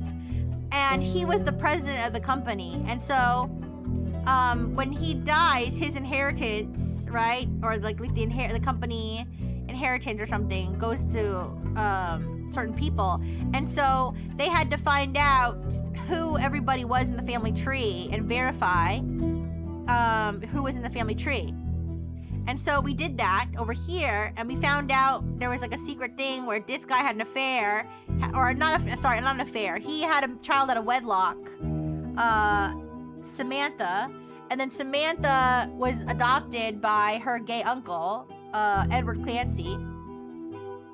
And then since she was born out of wedlock, like there was an argument whether or not she was eligible to receive family, to be part of the family, and they determined that she was able to.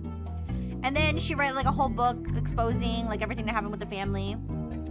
And after that book came out, then all these other people came out of the woodwork and were like, actually, members of the Root family had affairs, and we are also related to them. Yeah, that's basically the story. But all right, I'm gonna wrap up now. We can continue again next week. It's kind of fun that there's so much more gameplay to this after we finished the main family tree. So let me find some raid, and I'll let you guys go until tomorrow. Thank you for the burger. Thank you, Toaster. All right. Thank you, Toaster. Let's see.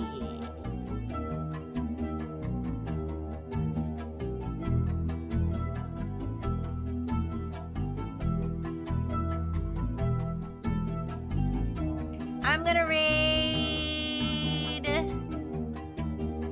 am I gonna raid? Actually.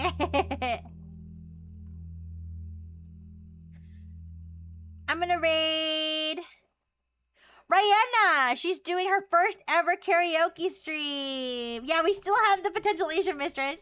Can you imagine her name is Shigua? That would be pretty funny. Alright. Let's ride Rihanna.